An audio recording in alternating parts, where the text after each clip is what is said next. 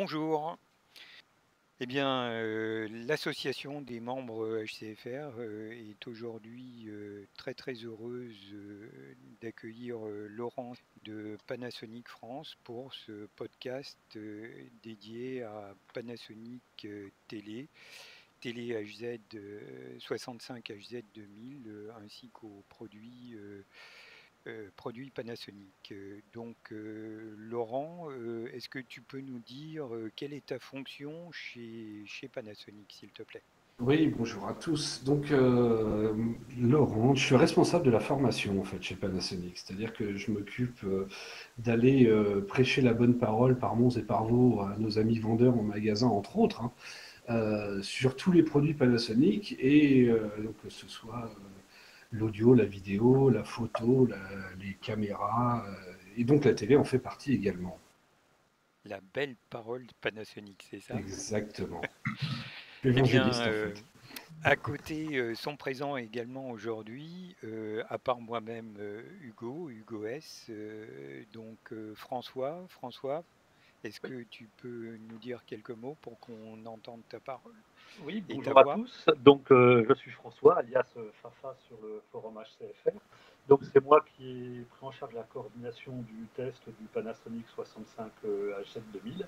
Et donc, je tiens également en particulier à remercier Panasonic France pour ce prêt, parce que c'est toujours très intéressant de pouvoir tester chez soi ce genre de matériel, parce que évidemment, en magasin, on n'a pas accès forcément à la télécommande. Et même si on a accès à la télécommande, on peut évidemment pas tester le téléviseur dans les meilleures conditions qu'il soit. Donc c'est vraiment appréciable de pouvoir tester ce genre d'appareil chez soi. Donc vraiment merci pour cela. Et si je me souviens bien, la télé est repartie hier, c'est Hier ça? matin, hier après-midi, en début d'après-midi. Eh ben voilà. Est également présent avec nous Jalil. Jalil, tu veux nous faire entendre ta voix, sachant que tu nous appelles de loin, donc vas-y, je t'en prie, présente-toi. Bien sûr, merci Hugo. Alors c'est Jalil, j'appelle d'Alger. Je suis membre de la communauté HCFR, et j'en suis fier, hein. Et également, je fais partie du groupe de testeurs Blu-ray et Blu-ray UHD, toujours dans le forum, et le repossesseur également d'un GZ2000 acquis en août dernier, et également d'un UB9000, un lecteur, le lecteur high-end de Panasonic. Voilà, et je te remercie, je vous remercie tous de m'avoir convié à ce podcast. Jalil, tu veux nous donner ton pseudo sur Ah oui, c'est HCFR? Schkops. Pardon, c'est Schkops. CHKOPS. Eh ben, CHKOPS avec un GZ, c'est un 65 GZ 2000 Ah, que tu peux. 55. Un 55 plus la magnifique UB2000 dont on parlera tout à l'heure. Sachant que David 555 devait être avec nous, malheureusement il n'a toujours pas pu se libérer et donc je pense qu'il se connectera tout à l'heure lorsqu'il aura un petit moment. Écoutez, donc on va commencer. François, est-ce que tu veux déjà nous faire un petit topo rapide de la 65 HZ 2000? Quelles sont tes impressions? Comment as-tu ressenti ce produit? Qu'est-ce que tu en as pensé? Alors, moi je suis déjà à la base possesseur d'un 65 GZ2000 que j'avais eu l'occasion de tester l'année dernière dans les mêmes conditions. Et donc, vu que le 65 GZ2000 m'avait particulièrement bien plu, je m'en étais porté acquéreur auprès de mon revendeur habituel. Donc là, c'était avec plaisir que je teste le 65 AZ 2000 et j'en pense évidemment toujours beaucoup de bien. Donc moi, ce que j'apprécie particulièrement sur cette gamme 2000 en fait, hein, qui est un petit peu à part, je pense, du reste de la gamme, c'est qu'il y a vraiment un surcroît de luminosité qui est vraiment très intéressant dans le cadre d'un usage en HDR ou en Dolby Vision. C'est vraiment quelque chose qui me plaît beaucoup. Précédemment, avant mon 65 GZ2000, j'avais un LCD. On sait que la réputation des LCD est d'offrir plus de luminosité que les OLED. Et là, franchement, avec la série 2000 de Panasonic, on n'est vraiment pas frustré. Pour moi, j'ai autant de luminosité de façon que mon précédent téléviseur LCD, hein, c'est-à-dire autour de 1000 nits. Donc c'est vraiment quelque chose que j'apprécie bien. Le deuxième point que j'apprécie également, et là ça concerne plutôt Panasonic en général, c'est le traitement vidéo. Déjà, on a un upscaling qui est au top donc pour upscaler les sources Full HD. Je regarde plus de DVD depuis un petit moment quand même, donc le minimum c'est le Full HD. Donc là, on a quand même un très bon upscaling pour le Full HD. Alors ça, c'est pas forcément l'apanage de Panasonic, hein. Il y a d'autres marques qui peuvent proposer également de très bons upscalers. Et s'y ajoute également, et ça, je pense que c'est peut-être un peu l'apanage de Panasonic. Moi, tout le monde le sait sur le forum que j'aime beaucoup la fluidité, notamment la fluidité que peut offrir un caméscope en 60 Hz, hein, quitte à ce que ça donne effectivement un effet un peu sitcom, comme certains, comme les détracteurs le disent. Moi, c'est quelque chose que j'apprécie. Et ce que j'apprécie donc sur les téléviseurs Panasonic, c'est qu'on peut régler le compensateur de mouvement soit à un niveau où ça va effectivement ressembler un peu à une image cinéma, chose que je n'apprécie pas trop, ou alors on peut vraiment le pousser au maximum et avoir une fluidité qui est vraiment intéressante et que je ne retrouve pas forcément chez d'autres marques. Donc c'est vraiment les deux points qui m'ont fait pencher pour un 65 GZ2000 l'année dernière, c'est donc la puissance lumineuse d'un côté et le traitement vidéo de l'autre. La question, Laurent, Ouais. c'est comment dire, les dalles OLED sont toutes, de ce que l'on a compris, tout du moins, des dalles en provenance de LG. Ouais. Alors, quelle est cette, si tu pouvais nous dire, quelle est cette sauce secrète à la Pana qui permet en fait d'obtenir une luminosité aussi élevée que les autres n'arrivent pas. Qu'est-ce qu'il y a derrière ça? En fait, il y a une particularité. Comme tu le disais, Hugo, toutes les dalles viennent de chez LG Display. Ça, c'est un fait. Ça tombe bien parce que c'est plutôt des bonnes dalles, donc là, la question ne se pose pas. La particularité des séries 2000, contrairement à toutes nos autres séries, les nôtres en dessous et celles du marché en général, c'est que je vais schématiser un peu le process de fabrication de la dalle pour qu'on comprenne bien le truc. En gros, quand LG Display fabrique une dalle, ils prennent, je schématise vraiment beaucoup, Mhm. ils prennent une plaque de verre, ils impriment les pixels dessus et derrière, ils collent un système d'alimentation électrique pour la dalle. Après, ça part chez le constructeur qui s'occupe du reste. En gros, mettre son processeur, calibrer le tout, etc., etc. Sur le GZ2000 et donc le HZ2000, c'est un peu différent. En gros, LG a pris la dalle de verre, ils ont imprimé les pixels et ça s'est arrêté là. C'est-à-dire que le reste, c'est nous qui nous en sommes occupés. Ça nous a permis de coller un système d'alimentation électrique très particulier qui permet d'envoyer plus de puissance dans la dalle et donc par conséquence plus de lumière, de mettre un système de gestion de la montée en température, parce que forcément, qui dit plus de lumière, dit plus de chaleur, hein. On a mis un système de refroidissement un peu particulier dessus pour justement compenser ça et compenser les éventuels, enfin nous c'est pas trop un souci chez Panasonic, mais les éventuels risques de marquage qu'il pourrait y avoir et dû à la croissance, au surcroît de puissance.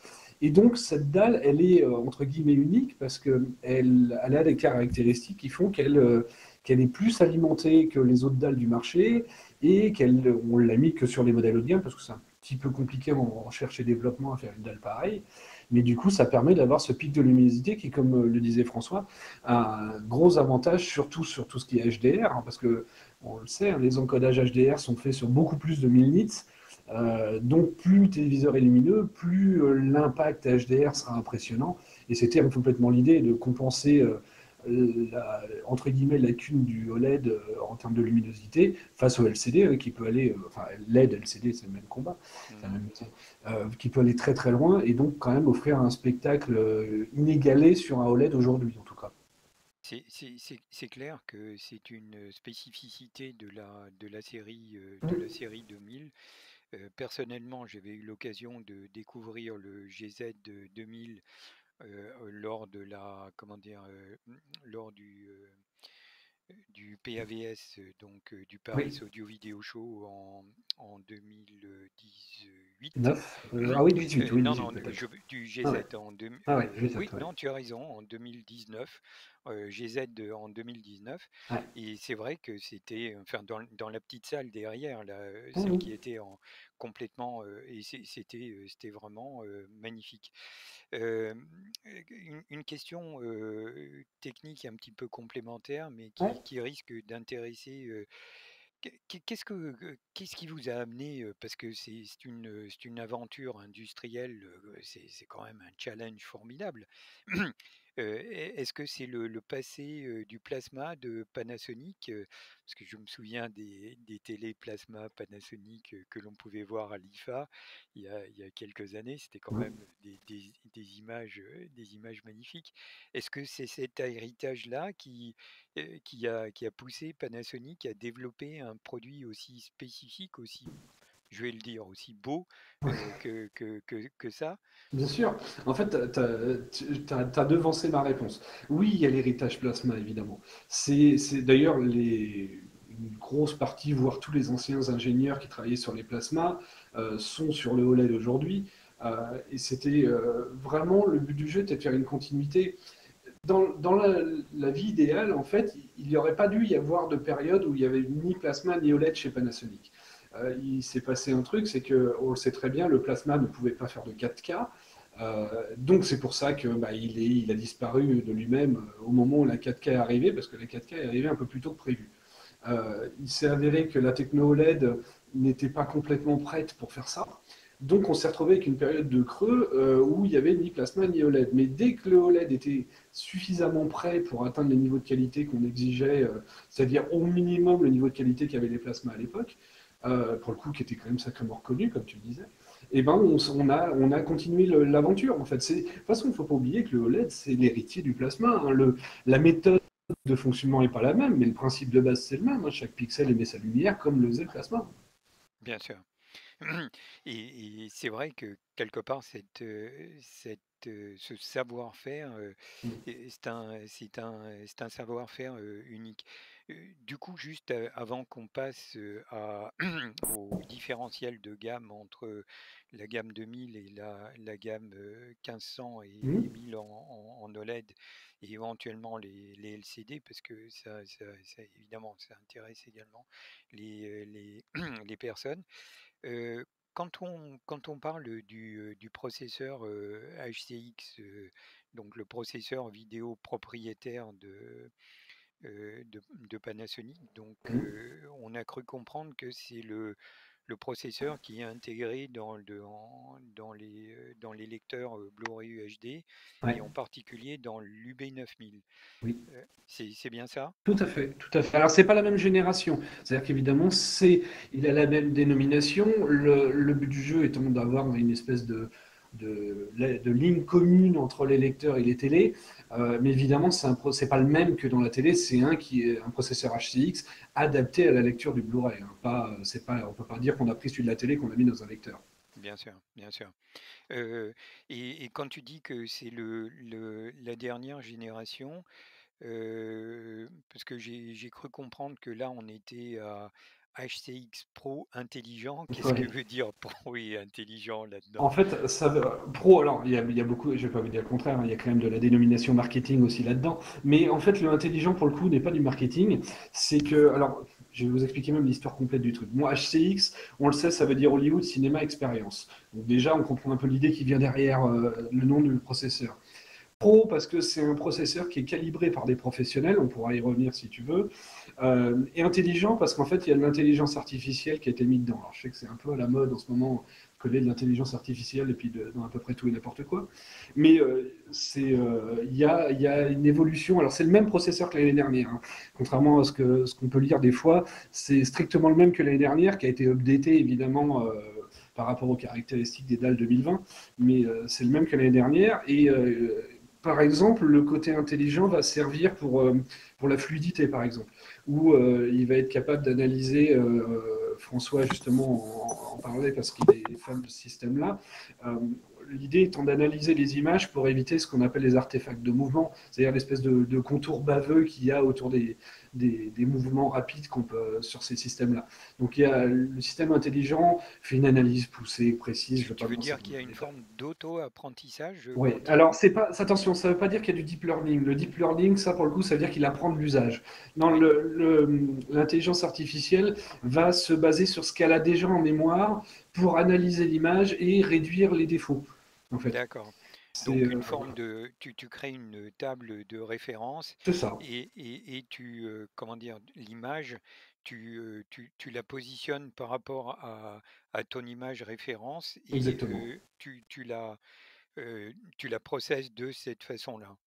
C'est ça. Ouais. C'est un des paramètres du mode intelligent. Il y a d'autres choses qu'on peut détailler si vous voulez, mais il Non, y a non, d'autres choses qui mais viennent vas-y, derrière. je t'en prie, on est là Euh, pour ça. il y a d'autres choses. Il va y avoir un truc que j'ai trouvé plutôt intelligent. Alors, de toute façon, il faut savoir que tout ce que je raconte là, c'est des fonctionnalités liées au processeur qui sont désactivables. C'est-à-dire qu'à aucun... Alors, on peut se dire, les menus, ils sont un peu coriaces, il y a beaucoup de choses, etc. Déjà, on n'impose rien à personne. C'est-à-dire, si on ne veut pas toucher aux réglages, on n'y touche pas. Il y a déjà largement assez de pré-réglages comme ça. Et le- il y a une fonction qui est plutôt intéressante et qui, pour le coup, je ne vois pas l'intérêt de la désactiver. C'est pour ceux qui connaissent un peu le monde de la photo, en photo, pour analyser l'image, c'est-à-dire la quantité de haute et basse lumière en simultané, il y a un truc qui s'appelle l'histogramme.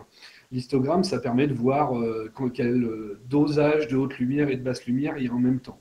L'idée étant de répartir uniformément ça pour qu'on ait une image homogène et entre guillemets esthétique, ça ne veut pas dire grand-chose, mais entre guillemets esthétique. Et en fait, quand le téléviseur, quand il analyse l'image et se rend compte que par exemple l'histogramme est un peu trop resserré côté image sombre, et donc on perd du détail dans les images sombres et de perdre de la clarté, il va aller tirer sur cet histogramme pour refaire un peu l'exposition de l'image dans une moindre mesure. Attention, le but du jeu, c'est que ça reste réaliste. Pour avoir une image qui soit plus jolie. Ça, c'est une chose. Ça va jouer sur l'upscaling, mais ça, c'est moins intelligent déjà. Ça va aller jouer sur le traitement des couleurs, par exemple. Le fait d'avoir une puissance lumineuse élevée fait que sur les sources qui n'ont pas, qui n'ont pas été étalonnées sur 1000 nits, et Dieu sait qu'il y en a encore quand c'est pas de la 4K, on peut vite avoir de la saturation dans les hautes lumières, c'est-à-dire des blancs qui vont aller cramer, des noirs qui vont aller se boucher, etc. Et là, le téléviseur va analyser tout ça et va aller euh, réduire ça, ou en tout cas le lisser de façon à ce qu'on récupère du détail dans les hautes lumières sans pour autant que ça crame et sans pour autant baisser la lumière elle-même, et aussi récupérer du détail dans les scènes sombres. Ce qui est un des apanages du OLED. Hein. Le OLED, on sait très bien que c'est une technologie qui est bluffante. Le truc, c'est pour Panasonic, bluffant ne veut pas forcément dire bonne qualité. Donc en fait, une des caractéristiques propres au LED, c'est d'avoir des noirs infinis, mais qui dit trop de noirs, dit peu de détails dans ces noirs des fois. Donc on réétalonne l'image en fait pour remonter le niveau de détail dans les noirs aussi. Enfin voilà, ça fait partie des fonctions liées au processeur intelligent, ce genre de choses par exemple. Sachant que de souvenirs, et après je vais laisser la parole à mes petits copains, de souvenirs, la possibilité de, tu parlais de calibration tout à l'heure, Ouais. de souvenir la possibilité d'intervenir dans les ultra basses lumières Mm. a évolué cette année avec la série HZ. Ouais, C'est ouais, ça? ouais, tout à fait. Maintenant, on a la possibilité d'intervenir sur les basses. Enfin, on avait déjà plus ou moins, mais on a poussé un peu le truc plus loin. On peut aller intervenir sur les basses lumières et aussi sur le clipping, donc sur les très hautes lumières. Alors, ça a un usage un peu moins grand public quand même, j'avoue, cette fonction, parce que pouvoir aller lui dire, tu vas faire un tone mapping à 700 nits alors que le télé peut monter jusqu'à 1000. On peut se dire pour le grand public quel intérêt du truc. En fait, il ne faut pas oublier qu'aujourd'hui, nos télés ont atteint un niveau de qualité qui est tel qu'il est utilisé en professionnel. C'est quand même, à ma connaissance, une rare première d'avoir un télé grand public qui est assez bon pour être utilisé pour faire de l'étalonnage couleur. C'est-à-dire que les professionnels, il y en a plus de 250 qui sont répartis dans des différents studios de mastering, donc d'étalonnage à Hollywood, et qui servent comme moniteur de référence, alors soit en étalonnage, soit en salle de visionnage. Et donc ces gens-là, vu qu'ils font de l'étalonnage à la fois sur du Blu-ray et autres, ont besoin de visualiser ce que ça donnera sur un télé, donc de limiter l'écrêtage de la lumière, et donc ça se règle. Enfin, ça va très très loin. Encore une fois, l'idée c'est pas de faire peur non plus, parce que ça c'est un réglage parmi d'autres et on n'est pas obligé d'y toucher. Par défaut, il est plutôt bien réglé. C'est juste pour certaines personnes que ça peut être utile. Bien sûr. Mais oui, on peut régler ça. Quand tu parlais de calibration, François, et tu m'arrêtes François si je dis des bêtises, Oui. à la base, la télé en sortie de carton est vraiment très très bien calibré. Est-ce que ça veut dire il y a un travail en amont, donc une calibration de base, parce qu'on parle toujours tel calibreur, machin, etc., qui s'est occupé. Euh, comment est-ce qu'on arrive à définir une calibration standard de ce style? Est-ce que ça veut Alors, dire qu'en sortie de chaîne, il y a une autocale qui est faite directement, ou comment est-ce qu'on arrive à ce genre de choses? Alors, savoir si en bout de chaîne il y a une calibration automatique est faite, honnêtement, j'ai pas l'info. Ça m'étonnerait parce que je sais que les dalles sont triées, donc les dalles qui sortent d'usine ont toutes les mêmes caractéristiques. Tu as raison sur un point, c'est qu'en effet les dalles sont calibrées. C'est-à-dire ça date depuis le début des processeurs HCX, donc depuis la deuxième génération de OLED chez nous, donc l'appareil de la série E en fait, Z quelque chose. On a travaillé avec un studio qui appartient à Panasonic, qui est à Hollywood. En fait, depuis un paquet d'années, je pourrais vous retrouver la date exacte, mais Panasonic possède un truc qui s'appelle le Panasonic Hollywood Laboratory, qui est un studio de mastering en fait à Hollywood, hein, donc qui fait de l'étalonnage couleur, l'étalonnage HDR, etc. Et depuis quelques années, on s'est dit que le savoir-faire de ces gens dont c'est le métier de faire de la couleur pourrait être utile au grand public. Et on a été voir d'abord quelqu'un qui travaille chez Panasonic et puis par extension des grands noms de la couleur pour. Enfin, c'est pas, quand je dis on a été voir, en fait, les ingénieurs sont allés les voir avec des prototypes. En gros, ils leur ont montré une image de référence et ils leur ont demandé ce qu'elle n'est pas.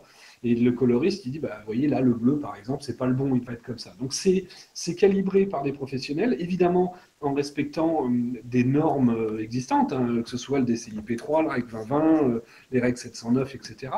Et le but du jeu étant, comme on le fait en cinéma ou avec une caméra, d'avoir la restitution couleur la plus fidèle possible à ce que les normes imposent. Et donc, c'est un truc sur lequel, bon, déjà, on est assez réputé pour notre colorimétrie, mais Panasonic travaille très, très, très Étroitement. précisément, ouais, très étroitement avec Hollywood et très précisément à avoir cette qualité d'image-là le plus proche possible de ce que le film, par exemple, a voulu être. C'est un- je le disais il y a encore pas très longtemps à des gens que je voyais, ils me disaient oui, mais l'OLED ça marche bien. Oui, ça marche bien, il n'y a pas de débat, il n'y a pas de mauvais OLED sur le marché. Ça, c'est quelque chose que je me tue à répéter.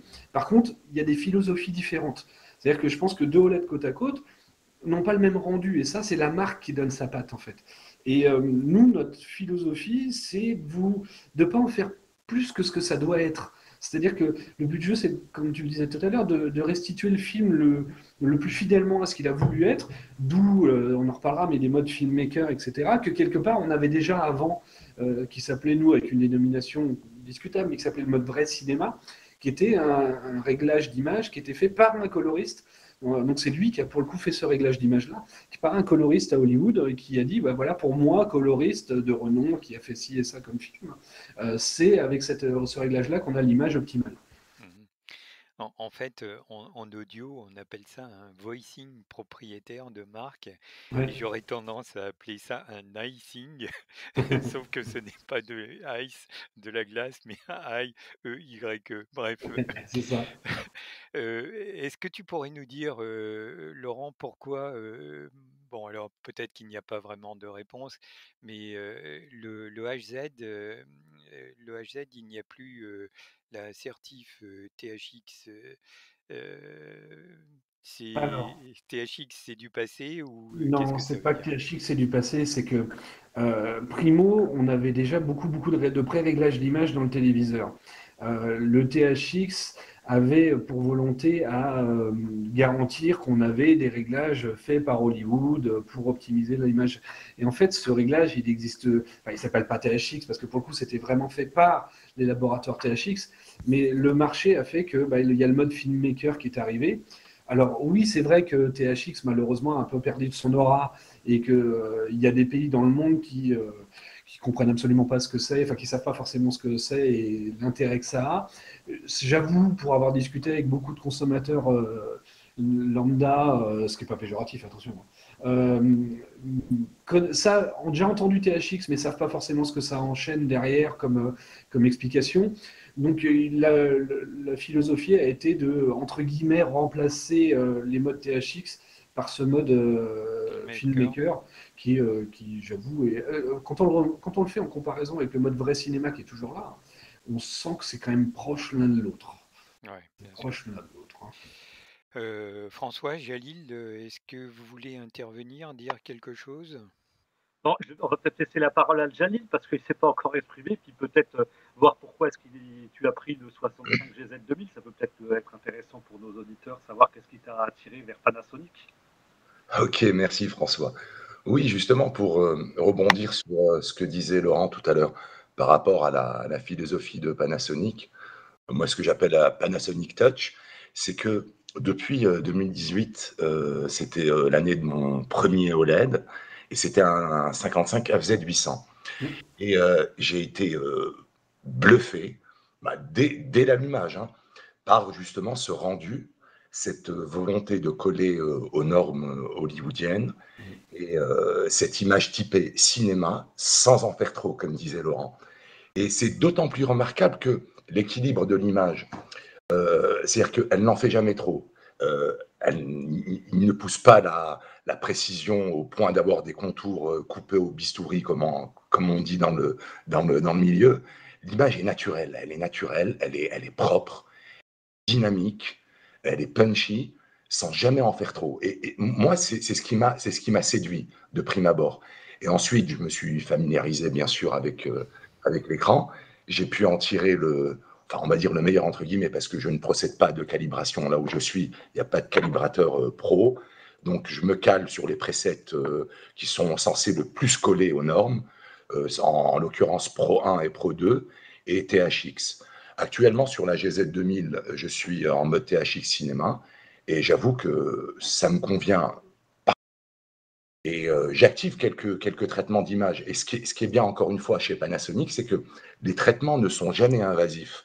C'est-à-dire tout est dans la mesure, que ce soit la réduction de bruit, le remaster de la plage dynamique, qui est une espèce de conversion HDR à la volée, qui donne des résultats phénoménaux, je trouve, en SDR. C'est à tel point qu'on a l'impression de visionner un contenu qui est nativement HDR, alors qu'il ne l'est pas. Donc voilà, C'était l'idée en fait. Depuis l'année dernière, donc depuis ta série GZ, on a implémenté dans le processeur, et ça le mode intelligent joue dessus aussi, une espèce d'upscaling HDR, c'est-à-dire une source SDR, il l'upscale en HDR10 par exemple, et d'un HDR10 il va faire un HDR10 Plus ou un Dolby Vision, c'est-à-dire qu'il va vraiment travailler là-dessus pour le rendre HDR. Et c'est vrai que ça marche bien, je suis d'accord avec toi. Tout à fait, Laurent. Et c'est ce que j'ai remarqué. Et je salue justement cette initiative parce que je me souviens très bien que sur le FZ800, cette conversion à la volée avait recours au contraste dynamique. Oui. Et bon, mais elle donnait d'excellents résultats.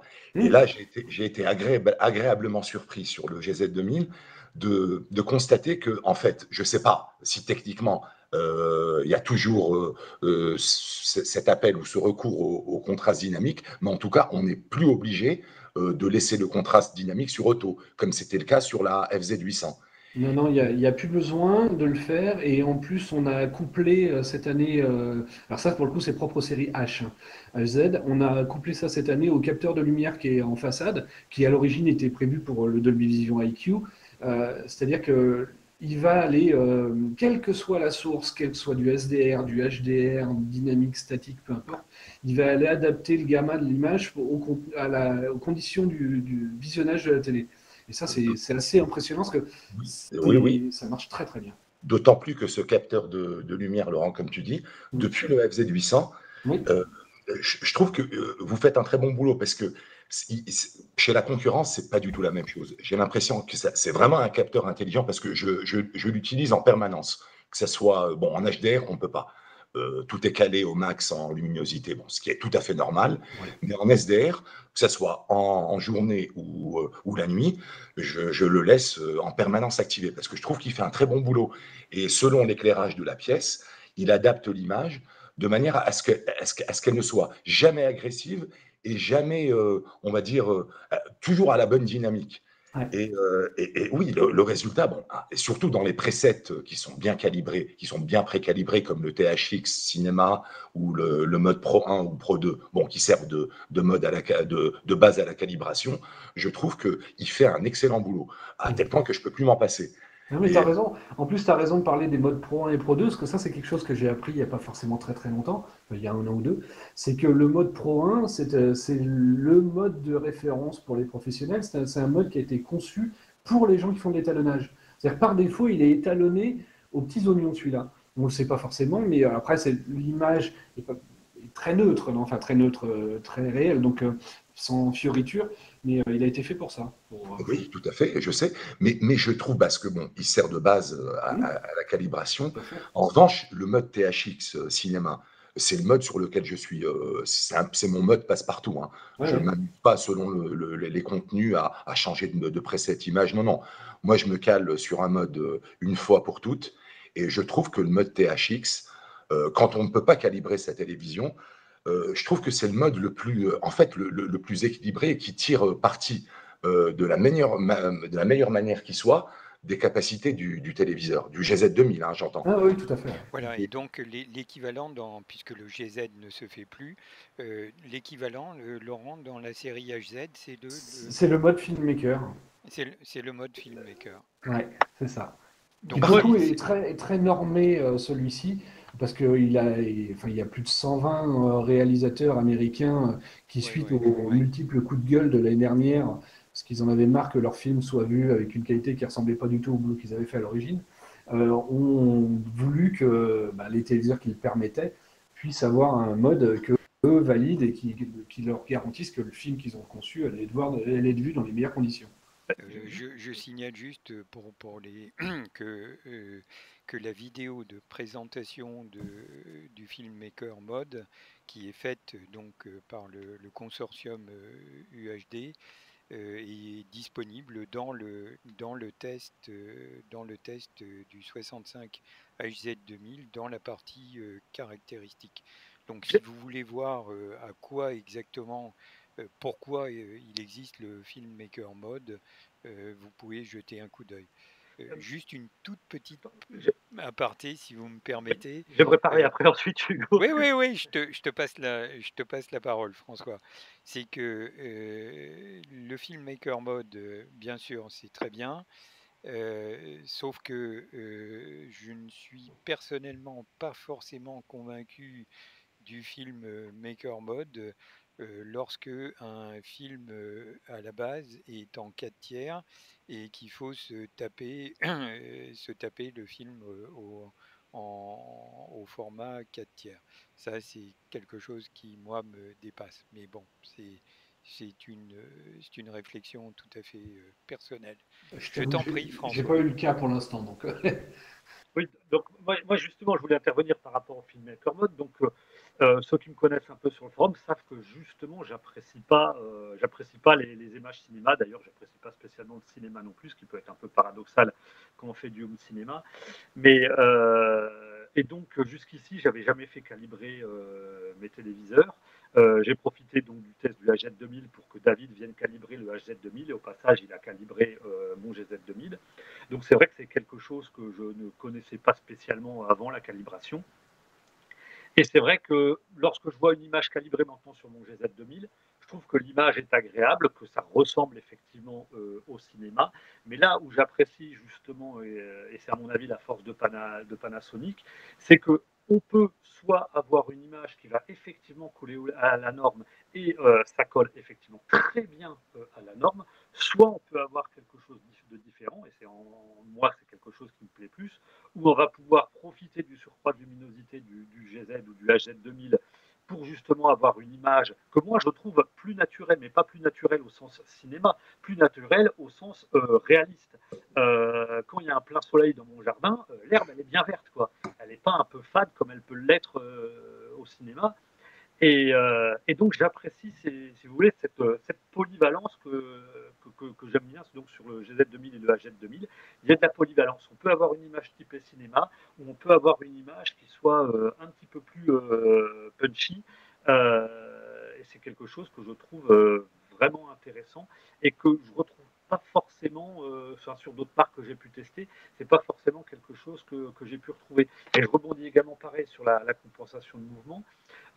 Si on enlève le compensateur de mouvement, sachant que les dalles OLED n'ont vraiment pas de rémanence, la rémanence est quasiment nulle. On a les saccades du 24 Hz sont vraiment parfaitement visibles et beaucoup plus visibles, je pense, qu'au cinéma. Donc on peut mettre le compensateur de mouvement sur minimum et on retrouve une fluidité qui, je trouve, est comparable à celle que l'on a au cinéma. Et donc ça, c'est très bien. Mais j'apprécie également de pouvoir régler les paramètres au maximum, en fait, pour avoir une fluidité qui, pour le coup, n'a rien à voir avec celle du cinéma. Mais justement, je trouve ça intéressant que Panasonic propose cela. C'est vraiment, on peut soit coller à la norme, soit modeler l'image selon ses goûts. Alors effectivement, il y a 120 réalisateurs qui ont gueulé à propos de ça. J'ai presque envie de leur dire que c'est leur problème. Moi, je considère que c'est pas normal aujourd'hui d'avoir des films qui soient tournés en 24 images secondes. Hein.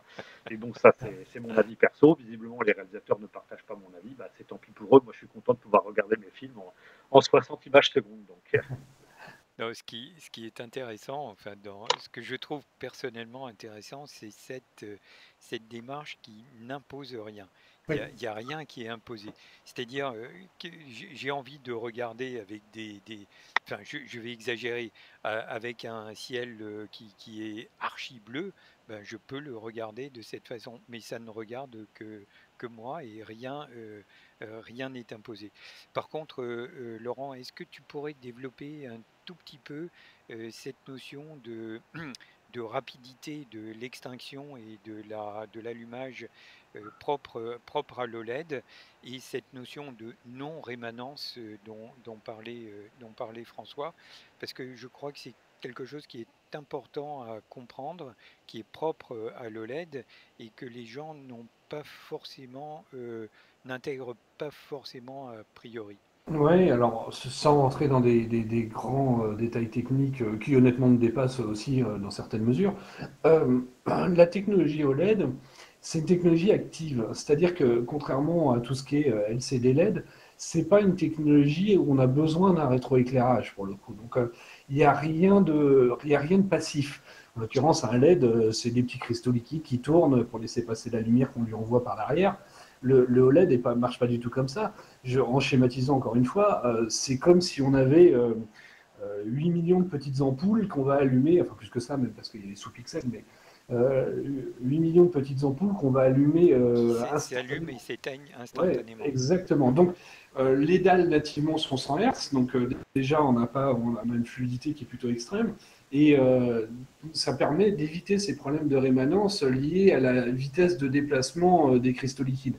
Donc là, pour le coup, le OLED est exemplaire par rapport à ça, et on couple derrière à différents systèmes qui permettent d'améliorer encore la sensation de fluidité. Parce qu'il ne faut pas se leurrer, hein, c'est une amélioration de la sensation de fluidité. C'est-à-dire qu'on ne peut pas faire plus que ce que l'appareil fait nativement. Ça, soyons clairs. Si l'appareil il est capable d'afficher 100 Hz, c'est-à-dire 100 images par seconde, on ne va pas lui en demander d'en afficher 200. Mais on peut faire croire à l'œil. Et là, pour le coup, l'œil a des très belles caractéristiques en termes de dynamique, etc. Mais il est lent. Il est lent et c'est d'ailleurs pour ça qu'au cinéma on parlait de 24 images secondes, c'est parce qu'à partir de 24 images secondes, l'œil voit ça comme une seule image en mouvement en vidéo. En dessous, on verrait des saccades. Enfin, des saccades, ce serait dérangeant. On aurait vraiment l'impression de faire un diaporama rapide en fait. Donc, tout l'intérêt, c'est d'améliorer ça.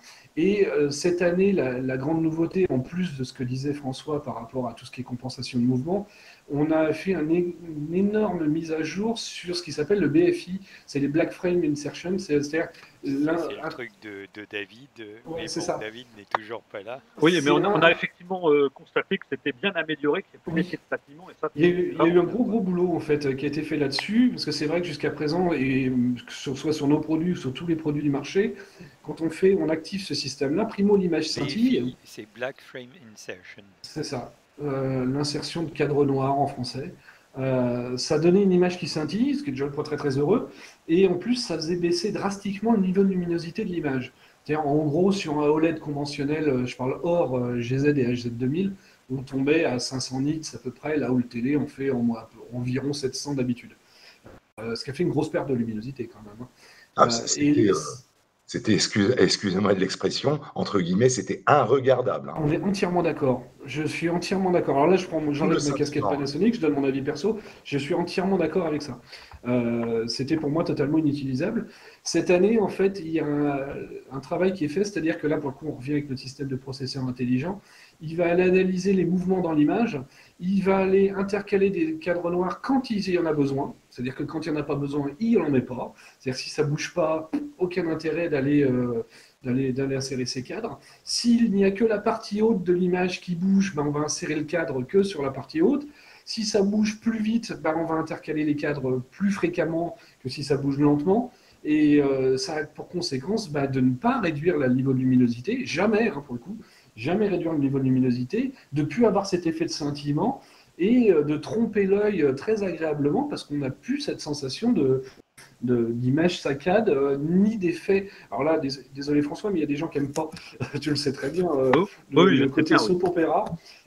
Et ça n'engendre pas ce problème d'effet entre guillemets caméscope que certains n'aiment pas. Et c'est vrai que c'est une grosse évolution de cette année. Si ce n'est presque la plus grosse en fait. Ah oui.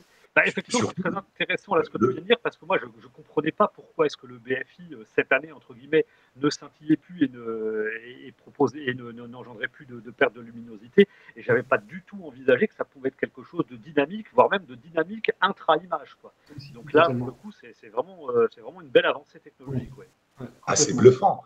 Insérer un demi-cadre noir selon la scène, il fallait le faire. C'est vraiment bluffant, ça. Et c'est justement ce qui limite ou ce qui gomme complètement le scintillement et qui permet d'avoir une baisse de luminosité vraiment maîtrisée par rapport à l'ancien procédé. Oui, tout à fait. Ouais. Jalil, je te sens en train de te poser des questions sur la série HZ. En fait, Hugo, je m'en pose pas trop. Je l'ai précommandé déjà en 65 pouces. Ah pardon, excuse-moi.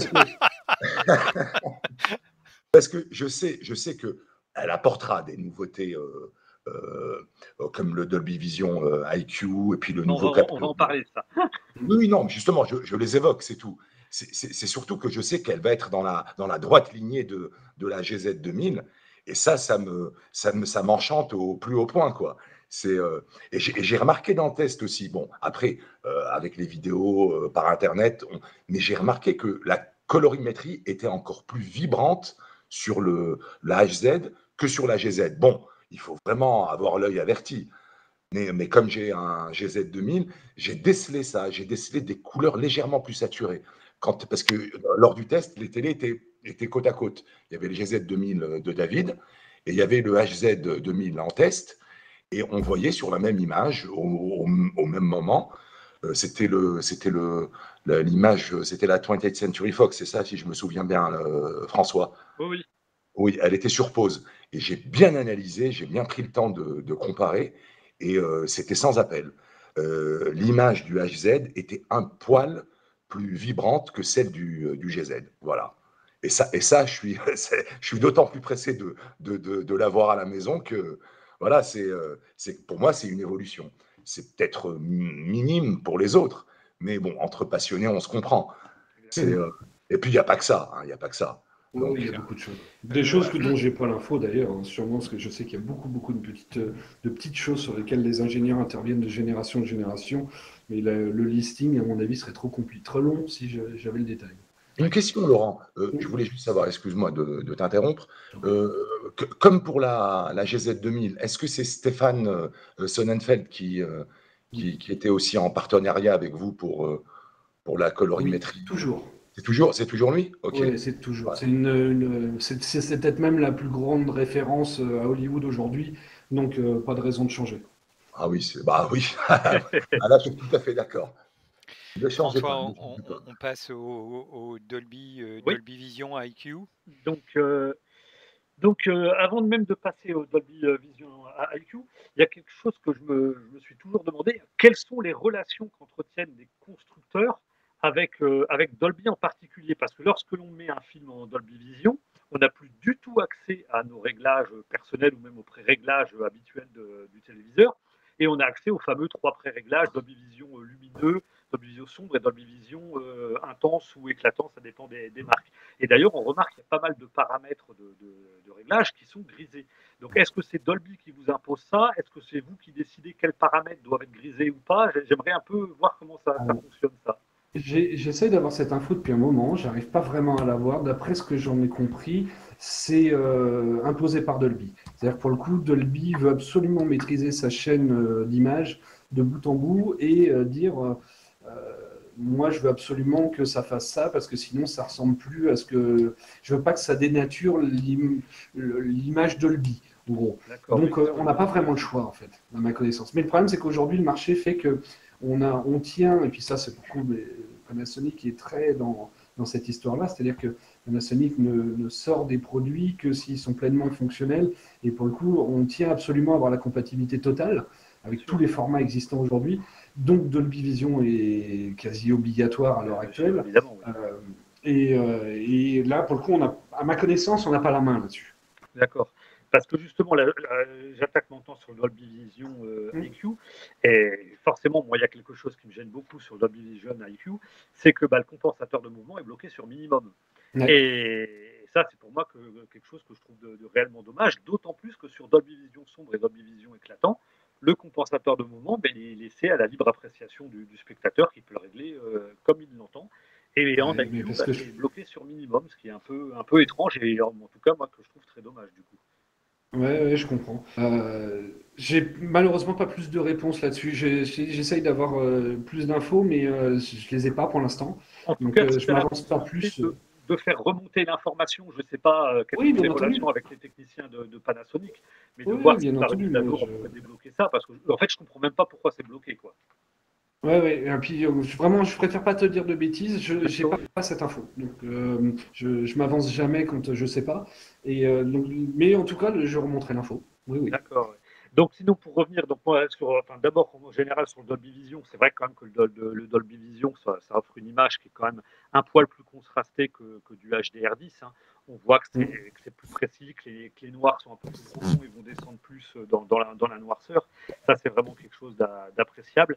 Et du coup, l'IQ, lui, il va avoir un intérêt lorsqu'on a le téléviseur qui est placé dans une pièce claire, hein, typiquement un salon, parce qu'il ne faut pas quand même oublier qu'un téléviseur, à la base, c'est quand même censé se trouver dans un salon, même si moi, je l'ai mis dans une pièce dédiée.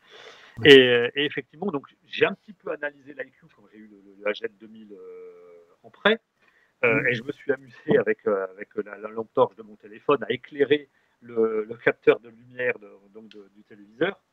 Et j'ai remarqué qu'en fait, ça augmentait la luminosité dans les zones sombres. Alors, je n'ai pas remarqué que ça pouvait faire autre chose, parce que je trouve que c'est quelque chose, enfin, c'est intelligent d'ailleurs de l'avoir fait comme ça. C'est-à-dire que le Dolby Vision IQ, il va se mettre en place qu'au bout de manière très progressive, et peut-être sur 2 ou 3 secondes. C'est-à-dire entre le moment où j'éclaire le capteur et le moment où l'image a été complètement modifiée, c'est peut-être passé 2 ou 3 secondes où l'image a augmenté en intensité très progressivement pour pas que ça fasse d'effet de pompage. Alors moi, j'ai juste remarqué objectivement, entre guillemets, objectivement que ça a influencé que sur les parties sombres de l'image. Peut-être que ça influence également sur autre chose, mais bon, tu vas peut-être pouvoir nous en dire plus. Oui, en fait, ça modifie le gamma complètement. En fait, ça modifie la courbe de gamma. Donc, l'idée de l'IQ, elle est loin d'être idiote dans le truc. C'est que Dolby Vision a un rendu d'image, comme tu le disais, qui est quand même plutôt impressionnant. Oui. Après, les disques sont... le micro. Les disques sont enregistrés comme ça ou pas. L'idée étant de se dire que le consommateur, il ne regarde pas forcément sa télé tout le temps dans les mêmes conditions, c'est-à-dire qu'en plein jour ou le soir, évidemment, l'œil, comme je le disais tout à l'heure, il a une grande plage dynamique, mais s'il est en pleine lumière, il va avoir la sensation qu'il y a moins de détails dans les noirs, et à l'inverse, s'il est en basse lumière, il va avoir l'impression que les blancs sont trop lumineux. Donc, l'idée de l'IQ, c'est d'aller, et comme d'ailleurs le fait notre capteur intelligent sur les autres modes, hein, pour le coup. L'idée, c'est qu'on a été collé à la technologie IQ avec tous les modes. c'est d'aller modifier la courbe de gamma pour remonter le niveau de détail dans les noirs quand on est dans une pièce très lumineuse, et aller à l'inverse, alors ça joue sur le blanc, sur les hautes lumières aussi bien sûr, et à l'inverse réduire les très hautes lumières quand on est dans le noir, en tout cas le gamma pour remonter le niveau de détail sans pour autant se faire brûler la rétine par le télé. Ça agit sur la température des couleurs aussi. Donc, Ça m'a ça pas va- frappé. Alors j'ai pas eu, pour le coup, encore une fois, malheureusement avec le confinement, j'ai pas eu les gens de chez Dolby depuis un moment en contact. Donc l'IQ est arrivé et j'ai pas eu beaucoup d'infos depuis. Mais moi, ça m'a pas frappé. Je dis pas que c'est pas le cas, hein. Je dis que moi, ça m'a Mais pas de frappé. manière subtile, hein, parce que j'ai lu ça ici et là sur Internet. Et effectivement, oui, ils disent que ça agit sur la température des couleurs, mais de manière subtile, bien sûr, en fonction de. Ce qui paraît logique, hein, parce que ben, on le sait bien, hein, la couleur, la lumière, et enfin ça pour le coup, ça fait pour rien au monde de la photo et de la vidéo. Le soleil change la température de la lumière, donc Oui, fatalement, ouais, ça paraît logique que ça joue dessus. oui, donc bah, c'est pas qu'un simple artifice, comme Non. se plaisent à dire beaucoup, enfin beaucoup de détracteurs, entre guillemets. Non, mais Après, c'est ça vrai vaut- que Olivier a été un petit peu, Olivier Ah non, Arnaten ne a faisais été pas un petit allusion à peu, Olivier. c'est pas le seul. un Lui, petit Olivier, peu. non, Olivier, excuse-moi de t'interrompre, ce n'est pas tant le Dolby Vision IQ qui le dérange, mais c'est que lui, il a une idée en tête, il a une image idéale. Et pour lui, l'OLED ne lui apporte pas cette image. Bah, c'est tout à fait son Ouais. droit, hein. Il n'aime pas le rendu. C'est un petit peu délicat de parler du point de vue d'Olivier alors qu'il n'est pas là. Donc, Ah, mais on ne dit rien de mal, hein. non, non, non, mais c'est, on va pas, on va pas commenter. Ce que je vous propose, c'est, François, est-ce Oui. qu'on peut dire qu'il y a quelque chose qui ne t'a pas plu au niveau du 65 HZ 2000 ou éventuellement que Oui, oui. tu estimerais qu'il devrait être amélioré? Je vais Alors, revenir à il y la a un question. point effectivement qui, à mon avis, il faudrait l'améliorer, qui était déjà présent sur le GZ2000. Alors, c'est ce qu'on appelle le color banding. Euh, je ne sais pas trop comment l'expliquer, mais effectivement, il y a au tout début du film The Revenant, donc avec Leonardo DiCaprio, mais c'est vraiment peut-être dans la première minute, il y a un coucher de soleil et donc il y a l'image qui s'assombrit progressivement et on voit les différentes strates de dégradés euh, parfaitement visibles. Et on dirait qu'en fait, ça manque, que ça doit certainement venir de la source, hein, ça manque en fait de dynamique, de résolution dans la source. Je ne sais pas trop comment l'expliquer. Et disons que le dégradé est parfaitement visible au lieu d'être parfaitement lisse. Et ben on voit bien, tiens, là c'est du orange, là c'est du orange un peu plus foncé, là c'est du Ouais. orange encore un peu plus foncé. Et c'est quelque chose que je trouve dommage parce que j'ai aucun réglage dans la télé ou même sur le lecteur. Moi aussi, j'ai le Panasonic UB9000 qui permettent, je sais pas, de faire une sorte de dégradé lissé ou de lisser ce dégradé, quoi. Alors, ouais, je l'ai constaté aussi, hein. C'est d'autant plus étrange que, enfin, un téléviseur en 10 bits, normalement, ne devrait pas avoir ce genre de problème. Oui, Parce parce que que pour le c'est lié coup, au 8. et oui, Oui, oui. exactement.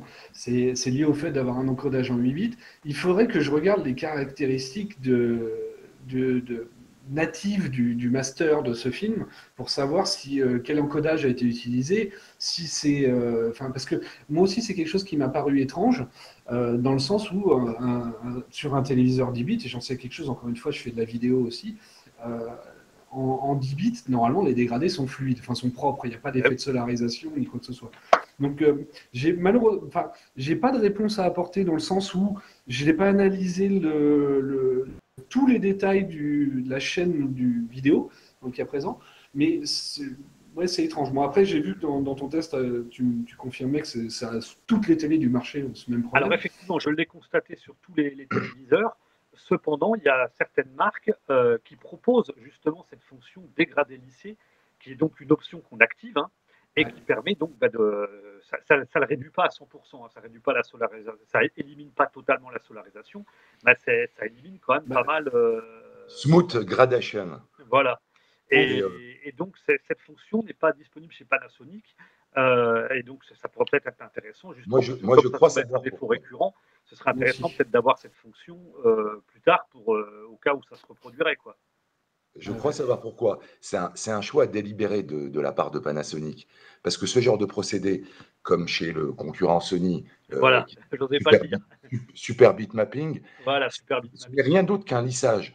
Mais en fait, ce qu'il faut garder à l'esprit, que quand on lisse justement ce genre de dégradé, surtout dans les hautes lumières, c'est qu'on gomme forcément des détails, une partie des détails dans cette zone spécifique de l'écran. Et à mon avis, ce n'est que mon avis, hein, je pense que Panasonic n'a pas voulu avoir recours à ce genre de procédé pour justement ne préserver sa philosophie du rendu naturel, immaculé. Voilà, ça reste mon avis. Ouais, je te Mais confirme. en plus c'est vraiment très rare. C'est sur quelques Oui, scènes, mais vraiment, c'est rare, oui, il ne faut pas du tout que ça se compte sur les doigts l'auditeur d'une main s'inquiète. Hein. amputée de 3 doigts. Hein. Donc, moi, C'est-à-dire pour moi, que ça me fait pas des doute. Blu-ray 4K qui ne seraient pas encodés en 10 bits, il n'y en a quand même pas des masses. Hein. Ce serait vraiment des vieux films qui sont portés en 4K parce qu'on avait des masters.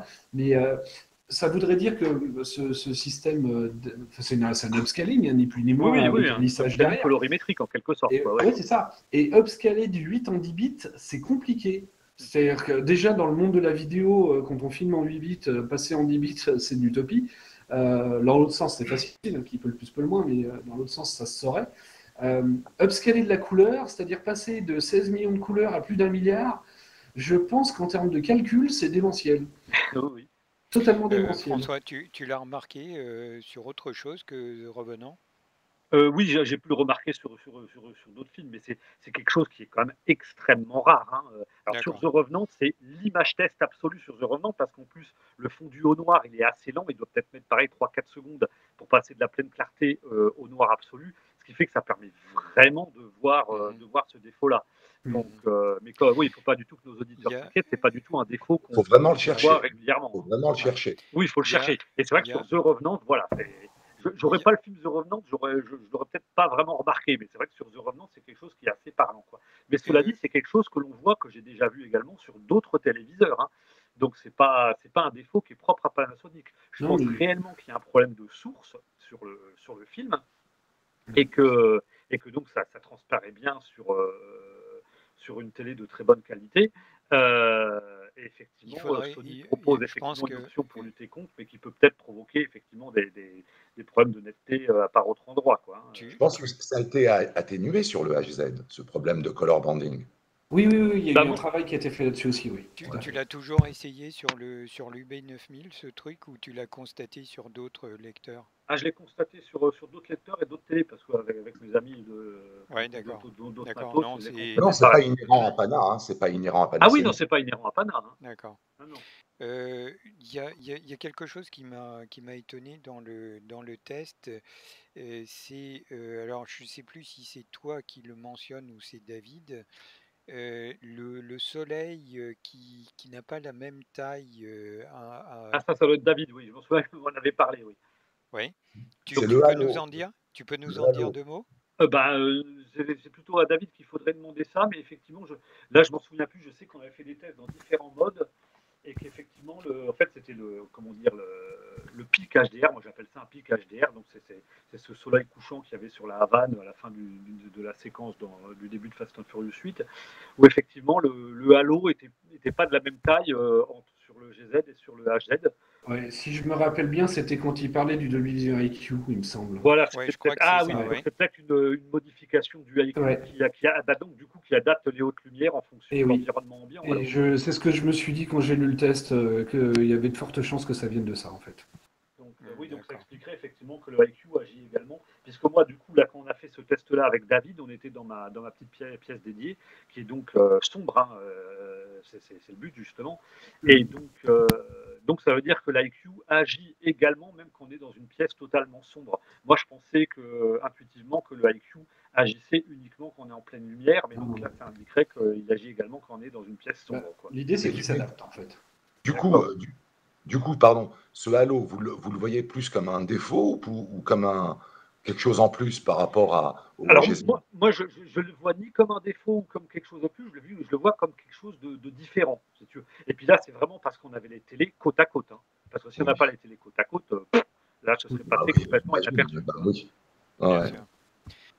Messieurs, je voudrais pas dire, mais ça fait déjà 55 minutes Oh, que ça passe l'on vite. parle, donc, Qu'est-ce que ça passe vite? Oui.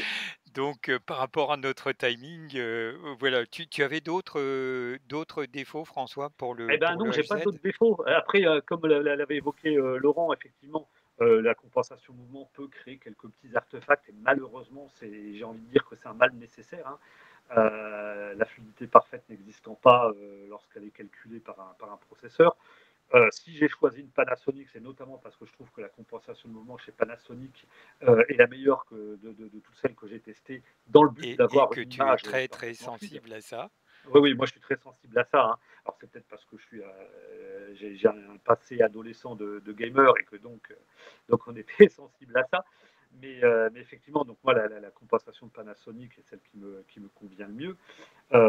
Donc il y a bien ces petits défauts par rapport à ça, mais bon, c'est Panasonic et pour moi la marque qui propose le moins de défauts en termes de compensation de mouvement.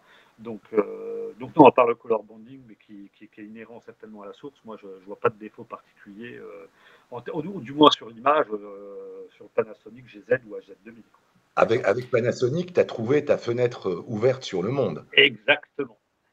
Les titres de vitesse de GZ2000. Du coup, on va taquiner un petit peu Laurent en lui disant pourquoi, oh Dieu, pourquoi Pana ne fait pas un 77 HZ2000? En plus, Ah, En fait, c'est une question que j'ai demandé. On a toujours un 77 au catalogue, Oui, mais c'est le c'est une EZ. ancienne ref. Oui, c'est le EZ. C'est en fait aujourd'hui, déjà mettre une telle puissance lumineuse sur une dalle de 77 pouces, c'est compliqué.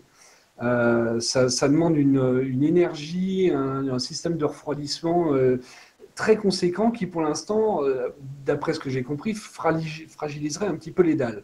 Or, c'est pas la philosophie de la maison d'avoir des produits fragiles.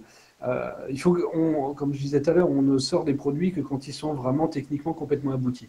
Est-ce que je peux te couper juste Bien une sûr. seconde? Est-ce qu'il y aurait également un rapport avec l'écologie là-dedans? Est-ce vous n'êtes pas limité en termes de puissance électrique par rapport à l'écologie? J'ai pas l'info, honnêtement. J'ai pas Parce l'info. qu'on se Donc, posait cette question-là, justement. ce serait totalement probable. Mais j'ai pas l'info, honnêtement, là-dessus, parce que des 77 sur le marché. Et l'autre truc que je sais, c'est que développer un 77 pouces, donc avec des caractéristiques très particulières comme les séries 2000, vu et le coût au final, à la revente, j'entends, et le marché potentiel sur cette taille-là, est pas rentable. Soyons Oui, clairs.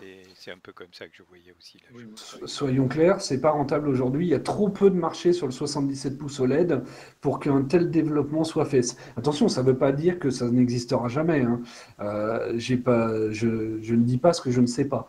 Mais toujours est-il que pour l'instant, développer une série 2000 avec des caractéristiques équivalentes, des pics de luminosité à 1000 nits, etc., c'est compliqué. Ouais. oui, je pense que ça fait sens, hein, parce que éclairer une telle surface, Ouais. moi je pense que par rapport à ce que tu dis, c'est que même la plaque métallique à l'arrière qui permet un refroidissement plus rapide des pixels ne pourrait pas justement faire Ouais, dissiper la aussi bien chaleur. son office, à Ouais. mon avis. Hein, à mon Ouais, avis. c'est totalement ça, ouais, complètement. Ouais. Donc, encore une fois, ça ne veut pas dire qu'on ne trouvera pas une solution à un moment ou l'autre, mais toujours est-il qu'en tout cas, sur un GZ ou un HZ2000, pour l'instant, c'est pas possible de faire du 77. J'aurais passé un point que je voulais le détailler tout à l'heure et j'ai oublié. C'est peut-être lié au refroidissement de la dalle, mais j'ai jamais eu de problème de marquage, que ce soit sur le GZ2000 ou le HZ2000, alors qu'on a pu laisser les mires de calibration affichées pendant peut-être 10 minutes, et donc ça aurait largement plus marqué, voire peut-être même plus quand on a la barre Windows qu'on a laissé allumer pendant un sacré moment. Et alors que j'ai constaté qu'il y avait du marquage chez d'autres marques, y compris sur des modèles très récents de 2020. Quoi. Alors, est-ce qu'il y a... Grâce à cette Et plaque. on ne cite personne, s'il vous plaît. Eh ben, je n'ai cité personne. Alors, C'est ça, grâce à cette plaque, justement. Les ouais, pixels refroidissent tellement rapidement qu'il n'y a plus de rétention. ouais, mais ce que tu dis, c'est valable également sur les modèles en dessous, hein, les séries 1000 et 1500. Ça, c'est merci l'héritage plasma. Ce genre de choses. Parce que Panasonic, à la fin du plasma, en fait, nos derniers plasmas n'avaient de plasma que le nom, un peu de choses pareilles, hein. C'est-à-dire qu'il y avait tellement d'évolutions sur des produits qui s'appelaient à la fin des néoplasmas, il y a plein de choses qui n'étaient plus vraiment communes au plasma conventionnel. On avait un savoir-faire sur le non-marquage des dalles, et j'en sais quelque chose. J'ai eu du plasma Pana pendant très très longtemps. Je l'ai changé pour un OLED il y a quelques mois là. J'ai jamais vu de marquage. Or, il y a un truc, je prends un exemple simple, il y a un truc qui est catastrophique pour un téléviseur qui serait susceptible de marquer. C'est par exemple, c'est l'horloge de Télématin. C'est un des pires trucs au monde parce qu'elle est blanche pétante et elle reste tout le temps au même endroit pendant toute l'émission. Ouais. C'est-à-dire qu'à aucun moment elle change d'endroit. Et c'est une catastrophe, hein. J'ai vu dans une autre vie où je vendais des télés il y a très très longtemps, des clients qui revenaient avec une marque défunte, donc je pense, je peux la citer, qui était Pionnier, qui revenaient après avoir acheté leur Pionnier au bout d'une semaine en disant je comprends pas, j'ai l'horloge de Télématin qui est marquée. Et je leur disais oui, et le problème c'est que c'est foutu. On ne pouvait rien faire. Il faut savoir qu'on a depuis toutes ces années développé plusieurs systèmes pour l'anti-marquage nodal, d'où le fait que moi non plus, à ma connaissance, hormis un usage non conventionnel, c'est-à-dire par exemple des magasins qui coupent l'électricité au général le soir, qui ont des trucs qui tournent strictement la même chose toute la journée, en usage normal d'un télé OLED Pana, on n'aura normalement jamais de problème de marquage. Il y a deux systèmes, trois systèmes, on va dire. Oui, Le pour premier respecter les cycles de nettoyage. Et oui, déjà. Et alors, exactement, oui, il faut absolument, déjà, la télé, il faut jamais l'éteindre. Enfin, on peut l'éteindre au général, il y a un bouton général. Donc, quand on part en vacances, on n'est pas obligé de la laisser en veille. On peut l'éteindre complètement au général avec le bouton qui est sur la télé. Mais en usage normal, il faut mettre la télé en veille. Parce que quand on met la télé en veille, elle se met en mode maintenance quand elle sent. Alors, il y a deux niveaux de maintenance. Il y a la maintenance classique qui se met en route quand le téléviseur a analysé qu'il y avait eu suffisamment d'images potentiellement rémanente et que ça pourrait être utile de faire un petit rafraîchissement. Ça peut même arriver tous les jours. Et là, le moyen de s'en rendre compte, c'est pas compliqué, c'est que la petite diode en rouge en bas, elle n'est pas rouge, elle est orange. Et là, le téléviseur se passe en maintenance. Pour le détail, ça dure 1 heure et demie à peu près. Le télé, pendant la première heure, refroidit. Et une fois que la dalle est refroidie, en fait, il peut envoyer une ligne blanche qui traverse l'écran, quelque chose comme ça. Donc, c'est pas une panne, hein, c'est normal. Et ça rafraîchit la dalle du téléviseur. Et à intervalles réguliers, pour le coup, un certain nombre de centaines d'heures, il fait une maintenance plus profonde, qui généralement est la seule maintenance qui se fait sur un OLED, hein. L'autre est plus spécifique à Panasonic, et pour justement rafraîchir la dalle. En plus de ça, on a un système de décalage de pixels qui fait que ça se voit pas parce que ça se décale de 2-3 pixels, mais toute l'image bouge Ah, légèrement. c'est imperceptible, c'est imperceptible. Ah, totalement Il ne imperceptible. faut pas le désactiver, celui-là. Jamais. Bah, par contre, excuse-moi Laurent, Vas-y. quand tu parlais de la maintenance légère, Oui. bon, moi j'ai constaté, enfin tous les utilisateurs constatent, en général, elle a lieu à l'extinction au bout de 3 heures de visionnage. Oui, à peu près. C'est en moyenne, hein, en Oui, moyenne. environ. Mais tu as dit qu'elle durait 1 heure et demie. Non, elle dure à peine quelques minutes, Alors, cette maintenance légère. ça dépend. Ça dépend. Elle peut aller jusqu'à 1 heure et demie, en fait. Moi, Elle en peut- tout cas, jamais, je n'ai jamais constaté un tel délai. Mais pourtant, enfin, moi, dans les fiches officielles que j'ai des ingénieurs, elle peut durer jusqu'à 90 minutes, Ah en bon? fonction du temps que prend la télé à refroidir, c'est-à-dire des conditions d'utilisation, etc., etc., etc. Ah, Mais d'accord. elle peut durer jusqu'à 90 minutes. Ok, bah, je pensais que c'était la lourde qui durait 90 minutes. Celle-là, j'ai pas l'info, honnêtement. Ouais, moi j'en ai une, toutes les 1500 heures. Oui, ça doit être Moi dans ces eaux-là, j'en ouais. ai une, effectivement, elle a duré 90 minutes. Oui, mais ça doit être dans ces eaux-là. Alors après, est-ce que j'ai mal lu le document ou ça peut m'arriver aussi. Mais toujours est-il que le télé fait des maintenances régulières s'il sent qu'il en a besoin et une maintenance profonde Ah à ouais, plus grand intervalle. surtout celles-là, il faut pas les couper, il faut Ah pas non, les interrompre. non, non. De toute façon, Ouais. d'ailleurs, quand tu essayes de rallumer le télé te fait une alerte en te disant est-ce que vous êtes vraiment sûr que vous voulez arrêter la maintenance? Ah, moi, j'ai Enfin, jamais fait ça. si on fait un parallèle par rapport à l'automobile, l'automobile, les pots catalytiques comment dire, se, se S'auto-nettoie, oui. réinitialisent tous les X kilomètres. Donc ça fait partie du monde d'aujourd'hui. Quant à l'écologie, ok, ce que je vous propose, il nous reste par rapport à ce que nous avions initialement envisagé, il nous reste une petite demi-heure. Je vous propose, Laurent, tu peux nous faire un petit topo donc sur la série 1005, Bien sûr, la série 1000. On va passer après au LCD puis au lecteur, donc faut qu'on accélère un petit peu. bien sûr. Quelle différence donc entre entre la série 1000, 1005 et 2000. Alors, on va commencer par le bas, Qui sont le bas des de la séries gamme. OLED. Oui, tout à fait. Chez Panasonic, à partir du moment où il y a un Z, c'est que c'est un OLED. Quand c'est un X, c'est que c'est un LED 4K. Le HZ1000, alors déjà, le HZ1000 et HZ1500 ont une énorme nouveauté par rapport aux années précédentes, c'est que le pied est pivotant. Et ça paraît tout bête, hein, mais c'était une grande demande du consommateur d'avoir un téléviseur avec un pied pivotant. Donc sur ces deux modèles-là, on a mis un pied pivotant. Qui Pas veut sur le dire 2000, que sur le HZ2000, il n'y a le pas. pied est fixe. Oui, le pied est fixe pour des raisons d'équilibre, de poids et de structure du téléviseur lui-même. Euh, le 1000 et le 1500 ont un pied pivotant. Le processeur est le même sur les trois modèles, soit 1000, 1500 ou 2000, c'est le même processeur HCX Intelligent Pro, ou Pro Intelligent, je ne sais plus dans quel sens. Euh, la qualité d'image entre les 1500 est strictement la même, c'est-à-dire c'est la même dalle, c'est le même traitement d'image, c'est la même électronique. La différence qu'il y a entre le 1000 et le 1500, c'est l'audio. C'est-à-dire qu'ils sont tous les deux, enfin tous les trois d'ailleurs, ils sont tous les trois Dolby Atmos, si ce n'est que le 1000 est Dolby Atmos virtuel, c'est-à-dire les haut-parleurs sont en dessous du téléviseur et virtualisent l'Atmos, alors que le 1500 et le 2000 ont un système son de Dolby Atmos entre guillemets physique. C'est-à-dire que vous deux qui en avez un, vous le connaissez, vous savez que sur le dessus du téléviseur, on a une espèce de tuyère avec des haut-parleurs sur le dessus qui Ah vont oui, qui aller rayonne faire vers le haut. Ah ouais. exactement, qui vont aller envoyer le son sur le plafond pour faire redescendre le son Atmos. C'est-à-dire, à ma connaissance, sur le marché, c'est les seuls téléviseurs avec du vrai Atmos physique et non pas que virtuel. Et donc le Ah non, il est bien 1500 et foutu, hein. le 2000, Très bien foutu, le système. ouais, complètement, c'est Pour un malin. système embarqué sur Ouais. une télévision, c'est du jamais vu. Oui, ouais, Vraiment. tout à fait.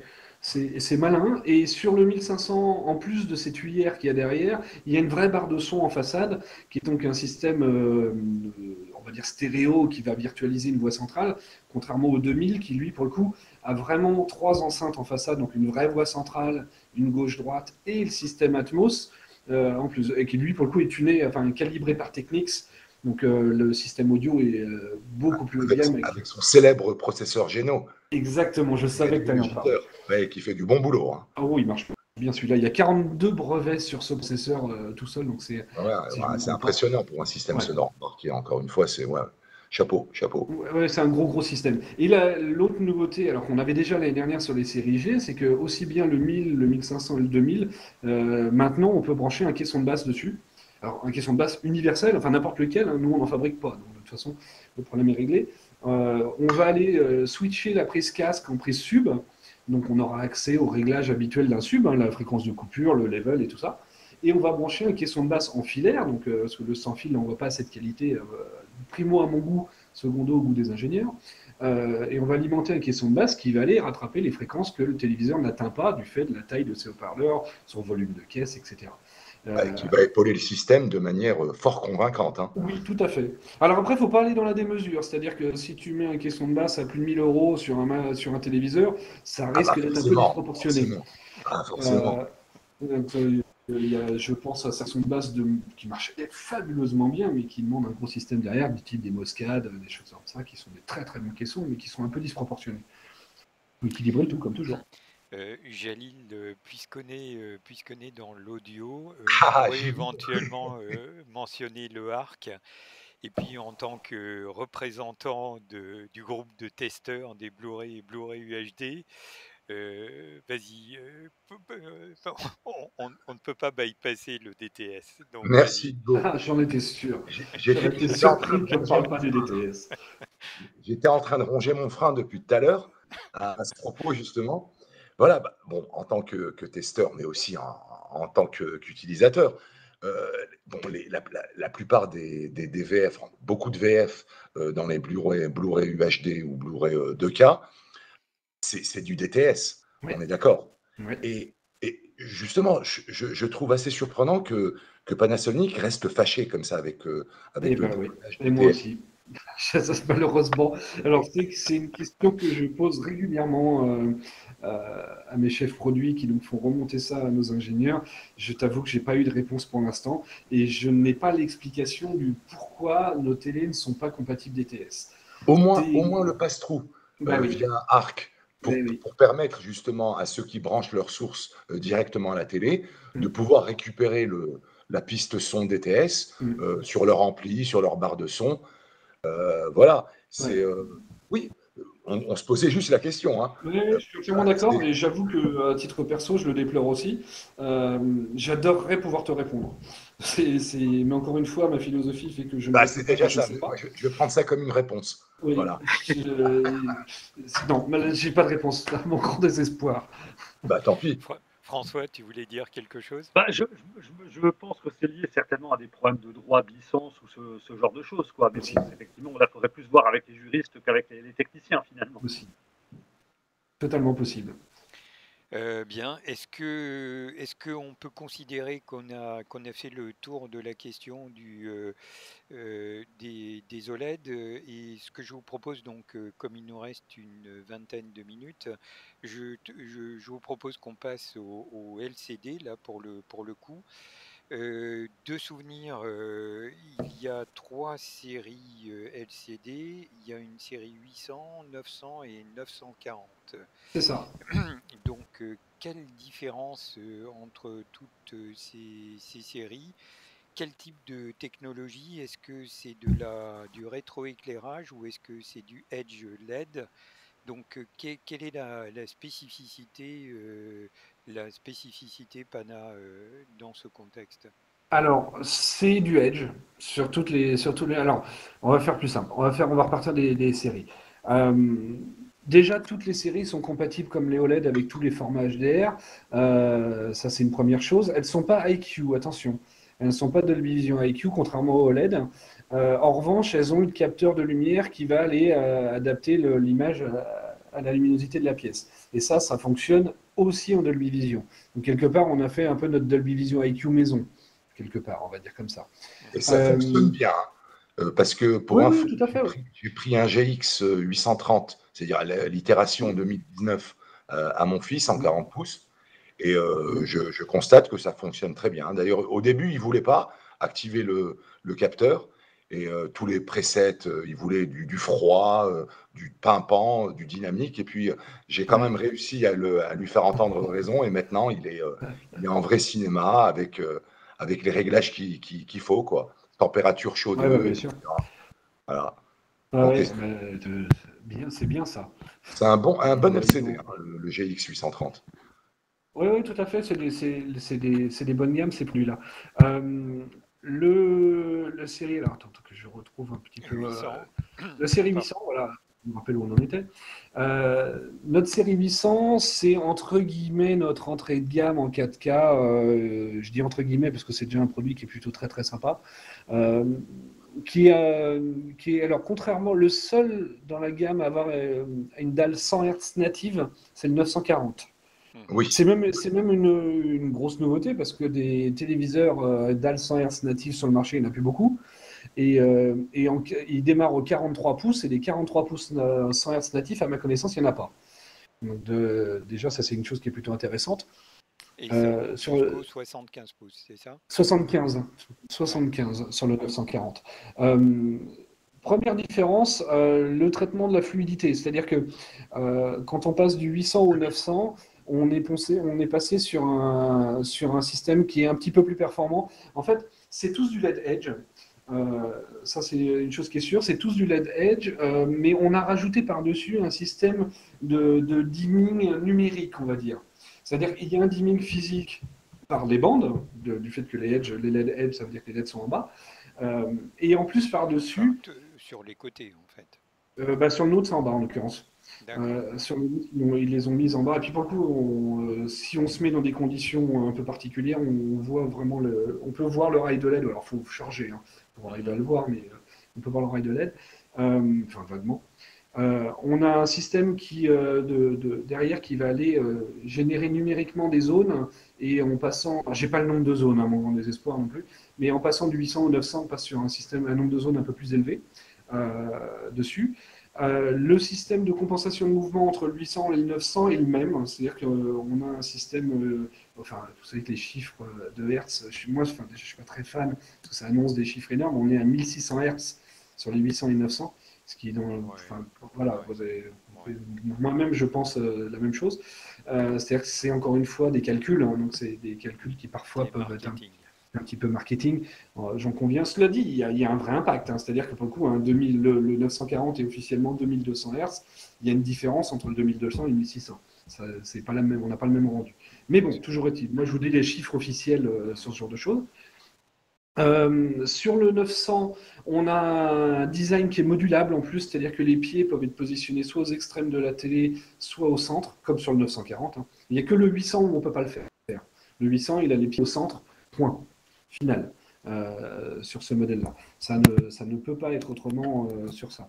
Que puis-je vous dire de plus dessus? Attendez, que bougez pas, je suis en train de chercher parce qu'il y a beaucoup de choses, donc je cherche dans mes fiches. Et sur Sur ça. sur le 940, donc c'est l'itération LCD haut de gamme 2020 Exactement, Panasonic, parce c'est que ça? lui reprend le même processeur que les OLED, c'est-à-dire le HCX Intelligent Pro, contrairement au modèle en dessous, c'est-à-dire 800 et 900, qui ont le processeur HCX, entre guillemets, ancienne génération. Il ne les mérite pas pour autant, hein, mais ancienne génération. Euh, c'est, après, les fonctionnalités derrière sont peu ou prou les mêmes, avec voilà, le système d'upscaling, les fonctionnalités maison, etc. Si ce n'est qu'encore une fois, le 940, voilà, c'est celui qui a la dalle la plus avancée avec la dalle 100 Hz native. Ils sont D'accord, tous Atmos en virtuel sur ces modèles-là. d'accord. Une question peut-être un petit peu délicate. Pourquoi est-ce que Pana a abandonné le rétroéclairage? Le full LED, Oui, j'ai pas l'info. Si j'enlève ma casquette Pana, la réponse officieuse, c'est que le marché va sur des LED de moins en moins chers et que ça coûtait trop cher à mettre dedans. C'est d'accord. mon avis perso. Encore une fois, ça n'engage Oui, pas oui, Panasonic du tout ce que je j'ai dis. bien compris. C'est mon avis perso. Euh, Jalil, si ton fils a le 830, ton ressenti par rapport à ce LCD Pana, c'est c'est Mon ressenti comparatif ou juste comme ça, dans ton l'absolu. ressenti. Bah, moi, je trouve que c'est un bon produit, un très bon produit. Il remplit toutes les fonctions qu'on attend de lui pour le gaming, pour voir des films. Je trouve Pour le l'image. gaming aussi? Le gaming aussi, parce que c'est un gros joueur comme moi. J'ai oublié de le préciser, je suis un gros joueur aussi. D'accord. Mais, Enfin, j'ai cru que François était un gros joueur également, donc. Je l'ai été, je le suis nettement moins. Ah ouais? mais Oui, oui. il est dans l'âme, il est dans l'âme. Voilà, exactement. D'accord. Donc oui, Et globalement, il est très satisfaisant. C'est un produit, comme disait Laurent, bon, c'est pas du haut de gamme, mais en tout cas, il fait le job et il le fait très bien. ouais, Voilà. pour un cœur de gamme, c'est un produit qui est très très honorable. L'autre différence qu'on va avoir en montant d'un step en passant sur les 900, c'est qu'on est sur une dalle un peu plus lumineuse, donc forcément HDR un peu plus efficace. D'accord. Oui. Parmi les questions, à un moment donné, si mes souvenirs sont exacts, il y avait quelqu'un qui avait posé, alors je sais bien que c'est de la prospective, mais qu'est-ce que toi, Laurent Célébrant, tu penses du micro LED et de J'en pense du l'avenir? bien, je pense que c'est trop tôt. Oui, Euh, je, J'avoue qu'en a ne pas en avoir vu de version fonctionnelle efficace pour l'instant. Donc, je m'avance pas plus que ça dessus. J'en pense beaucoup de bien. J'attends de voir des vrais produits fonctionner correctement pour pouvoir me prononcer plus en avant et dire si ça peut être une techno qui vient soit concurrencer, soit remplacer le OLED. Pour l'instant, le OLED reste la techno de référence, de toute façon, à mon avis, et à l'avis de Panasonic. Euh, donc, je m'avance pas plus dessus. Je ne sais pas s'il y a du développement là-dessus aujourd'hui. Chez Ouais, mais nous, il hein, j'entends. faudrait que les process de fabrication aussi soient plus maîtrisés au niveau coût, parce que Oui. là, c'est faramineux quand même, hein. Pour l'instant, ouais. Ouais, pour le Est-ce grand qu'on peut, public. est-ce qu'on peut dire dans ce cas-là que aujourd'hui, le, excusez-moi si vous entendez des cris d'enfants, là, c'est nos petits-enfants qui sont là, donc ouais, voilà. Ah bah c'est agréable, hein, ça fait un gazouillis en Ah oui, Bluetooth, oui, ça fait un gazouillis, c'est c'est Euh, agréable. oui, oui, ce que je voulais dire, est-ce que ça veut dire qu'aujourd'hui, on peut considérer d'une certaine façon que l'OLED est arrivé à pleine maturité et que c'est la techno, c'est la technologie dominante du moment? Alors, Eh, c'est ouais, compliqué de répondre à ça parce que du moment, à mon avis, oui, du moment. C'est-à-dire que pour l'instant, je ne vois pas de techno qui arrive au niveau du OLED. Ça ne veut pas dire qu'il n'y en aura pas demain. Et ça ne veut pas dire que je ne changerai pas de discours l'année prochaine ou l'année d'après. Mais à l'heure d'aujourd'hui, je pense que le OLED est ce qui donne la meilleure qualité d'image, oui.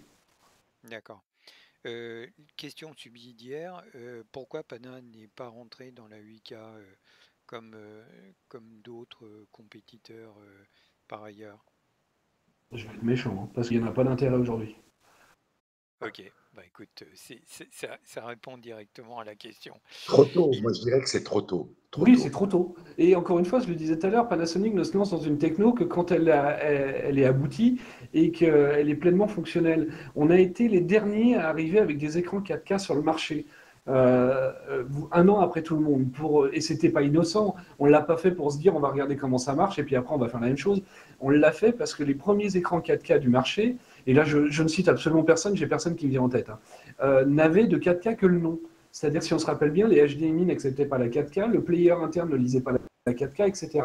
Donc, il n'y avait pas de source, bon, globalement 4K. On s'est mis à faire de la 4K quand il a commencé à y avoir des sources en 4K.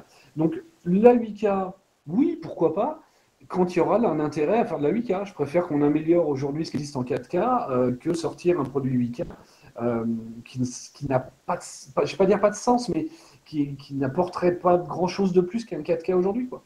Tout à fait d'accord. François, tu veux dire quelques mots là sur le HDMI 2.1 ou Bah, ce qui t'a un effectivement, peu gêné? les gamers attendent ça avec impatience parce que l'une des caractéristiques du HDMI 2.1, c'est d'apporter le VRR, le Variable Refresh Rate, qui permet donc en fait, que le téléviseur s'adapte complètement au débit d'image de la console de jeu ou du PC. Et c'est quelque chose qui apparemment n'est pas encore disponible. Alors, est-ce que Non. c'est quelque chose qui peut se rajouter par mise à jour ou est-ce que vraiment c'est un problème technologique lié aux prises HDMI qui sont implémentées dans le téléviseur? D'autant plus que Pana est constructeur de puces HDMI. Ouais, tout à fait. Je serais surpris qu'il y ait une mise à jour sur les modèles actuels avec ça. Mais encore Oui, une parce fois, que ça doit être technique, ouais. Enfin, ça m'étonnerait. On a implémenté des fonctionnalités du HDMI 2.1 comme la LLM, le IARC, etc. Euh, on n'est pas VRR en effet. Et j'ai eu beau demander, pour l'instant, j'ai pas eu d'infos comme quoi il serait susceptible d'y avoir une mise à jour pour ça. Donc, honnêtement, je m'engage pas là-dessus, mais je pense pas. oui, je pense qu'il doit y avoir peut-être un problème vraiment technologique lié C'est à possible. la puce HDMI elle-même, quoi. C'est possible. D'accord. Petite remarque à ce sujet, il faut pas, il faut pas oublier que, par exemple, dans le cas du VRR, je dirais pas que c'est pas une featurette insignifiante, c'est très important, surtout pour les gamers PC. Mais je sais que dans le domaine, il y a Nvidia qui certifie des moniteurs, des écrans, pour lesquels on n'a pas implémenté de VRR à proprement parler. Mais parce qu'ils estiment, Nvidia estime, que l'écran en lui-même, son électronique, est assez balèze naturellement pour faire office de VRR naturel, en fait. Et c'est pour ça qu'elle donne sa certification J5. Ouais, Alors que c'est l'écran en probable. question ne possède pas cette fonction. Il ne la possède pas. Mais de par le niveau de son électronique, De eh par ben, la conception, tu veux dire? de par sa conception et de par sa puissance, de par Mhm. la puissance du processeur, eh ben, ça fait office de VR naturel. Hmm. Voilà, c'est ce que j'ai cru Mais comprendre. En n'ayant tout pas eu cas, l'occasion de tester ça sur nos écrans, je ne m'avancerai pas. Je sais pas. D'accord. Ok. Et sinon, sur un autre sujet, certains de des auditeurs se posent la question de savoir s'il va y avoir une mise à jour Disney+. Ah, alors, Voilà, ça c'était je m'y attendais, je me suis dit, c'est marrant, elle vient pas vite celle-là. Euh, euh, Normal, je sais j'ai eu il y a encore en début d'après-midi à 14 heures discussion là-dessus. Je sais que le confinement ralentit des choses et qu'on est en discussion très active avec eux. Quand je dis très très actif, c'est que je ne serais pas surpris de voir arriver une mise à jour avant la fin de l'année. Mais ça, c'est mon avis, encore une fois, perso. Donc, il y a des choses qui ont été rajoutées déjà, comme, enfin, il y a quelques années, comme Amazon Prime, ce genre de choses qui n'y étaient pas. Donc, quand on dit qu'on est en discussion très active avec eux, c'est que les choses ont bien avancé. Et la mise à jour pourra potentiellement concerner la gamme GZ ou pas du tout? Oui, je pense. Ah, bah ça c'est Et, Parce et, que ça et, avait été et le- rétroactif avec Amazon Prime, donc je vois pas pourquoi ça serait pas rétroactif avec bah, celui-là. très bien. et l'UB et l'environnement des lecteurs Blu-ray également ou pas? C'est possible aussi. Le processeur de l'UB9000 est quand même assez balèze pour encaisser ça, je pense. D'accord. D'où parce il nous reste très peu de temps. Euh, si on rentre dans, comment dire, dans les lecteurs Blu-ray, aujourd'hui, Panasonic est, on va dire, incontournable en tant que fournisseur de lecteurs Blu-ray, Mm. déjà par la qualité des lecteurs. En particulier le l'UB9000 qui est un appareil magnifique. Et si vous me permettez juste une toute petite aparté en anglais, Kono-san, I'd like to congratulate you on the wonderful UB9000 product that you have brought to us.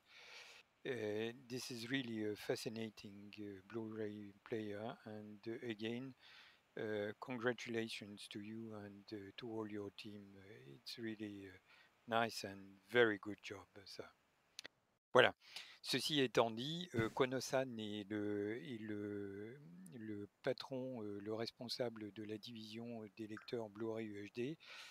C'est lui et son équipe qui sont à l'origine de la conception de ce lecteur. C'est un monsieur que j'apprécie personnellement beaucoup, que j'ai rencontré, que j'ai eu le privilège de rencontrer plusieurs fois.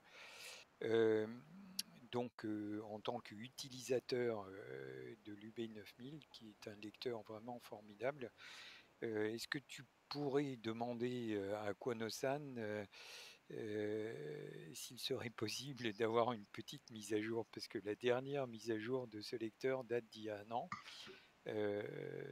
alors qu'au Japon, il y en a une qui est parue de souvenir au mois de mars. Ce serait bien si on pouvait avoir quelque chose de similaire Alors, en Europe. moi, j'ai pas la date exacte de la dernière mise à jour, parce que donc je te crois totalement qu'elle était il y a un an. Je sais ce qu'il y avait dedans. Par contre, parce que ça, c'est une chose que moi je demande régulièrement aux ingénieurs, c'est quand il y a une mise à jour d'être tenu informé de ce qu'elle contient. Euh, je, Moi, ils m'avaient demandé, enfin les ingénieurs m'avaient demandé il y a un petit peu moins d'un an, si je me rappelle bien, de leur transmettre des contenus multimédia différents, divers et variés, avec différents formats audio, vidéo, etc., pour mettre à jour le lecteur. J'avoue que j'ai pas eu de retour pour l'instant, puis encore une fois, ce qui s'est passé en début d'année a pas aidé. Euh, mais oui, bien sûr, moi j'ai fait la demande déjà, pour dire la vérité, le 21 juillet. Non, attends, c'est pas de bêtises. Si, c'est ça, le 21 juillet, donc la semaine dernière. Je leur ai fait une demande pour de savoir s'il allait y avoir des mises à jour. Je sais que la dernière a porté sur euh, l'optimisation de l'optimiseur HDR pour des vidéoprojecteurs spécifiques, comme par exemple les JVC 8K 4K. Il y a eu un changement du système d'ajustement des gammas et un système enfin, un affichage maintenant des métadonnées HDR. Donc ça, c'est ce qui était dans la dernière mise à jour. Mais je sais qu'ils continuent à travailler sur les updates de ce produit-là, mais je remonterai la demande.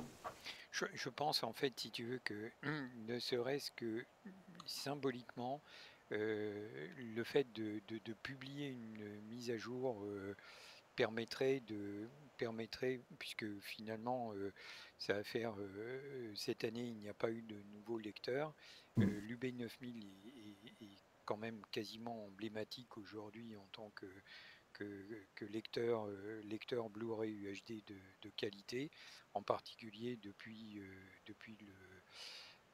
comment dire, le retrait d'Oppo du marché. Aujourd'hui, en tant que possesseur d'un lecteur Oppo 203 et d'un lecteur UB 9000, pour moi, il n'y a aucune comparaison entre les deux, mais ce que je dis n'engage que moi, ma personne, moi-même. Ça m'engage Euh, aussi, hein, Hugo. Ouais, bien sûr. C'est une fois qu'on a essayé un UB 9000, il est difficile de revenir à autre chose ou d'utiliser autre chose. Et symboliquement, je pense que quelque part, voir que c'est un produit toujours d'actualité, ça pourrait être pas mal. Bien sûr. De la même façon, enfin, je te l'ai déjà écrit, Laurent, euh, je pense qu'intégrer l'application Molotov TV au niveau de l'UB 9000 permettrait également de positionner ce lecteur une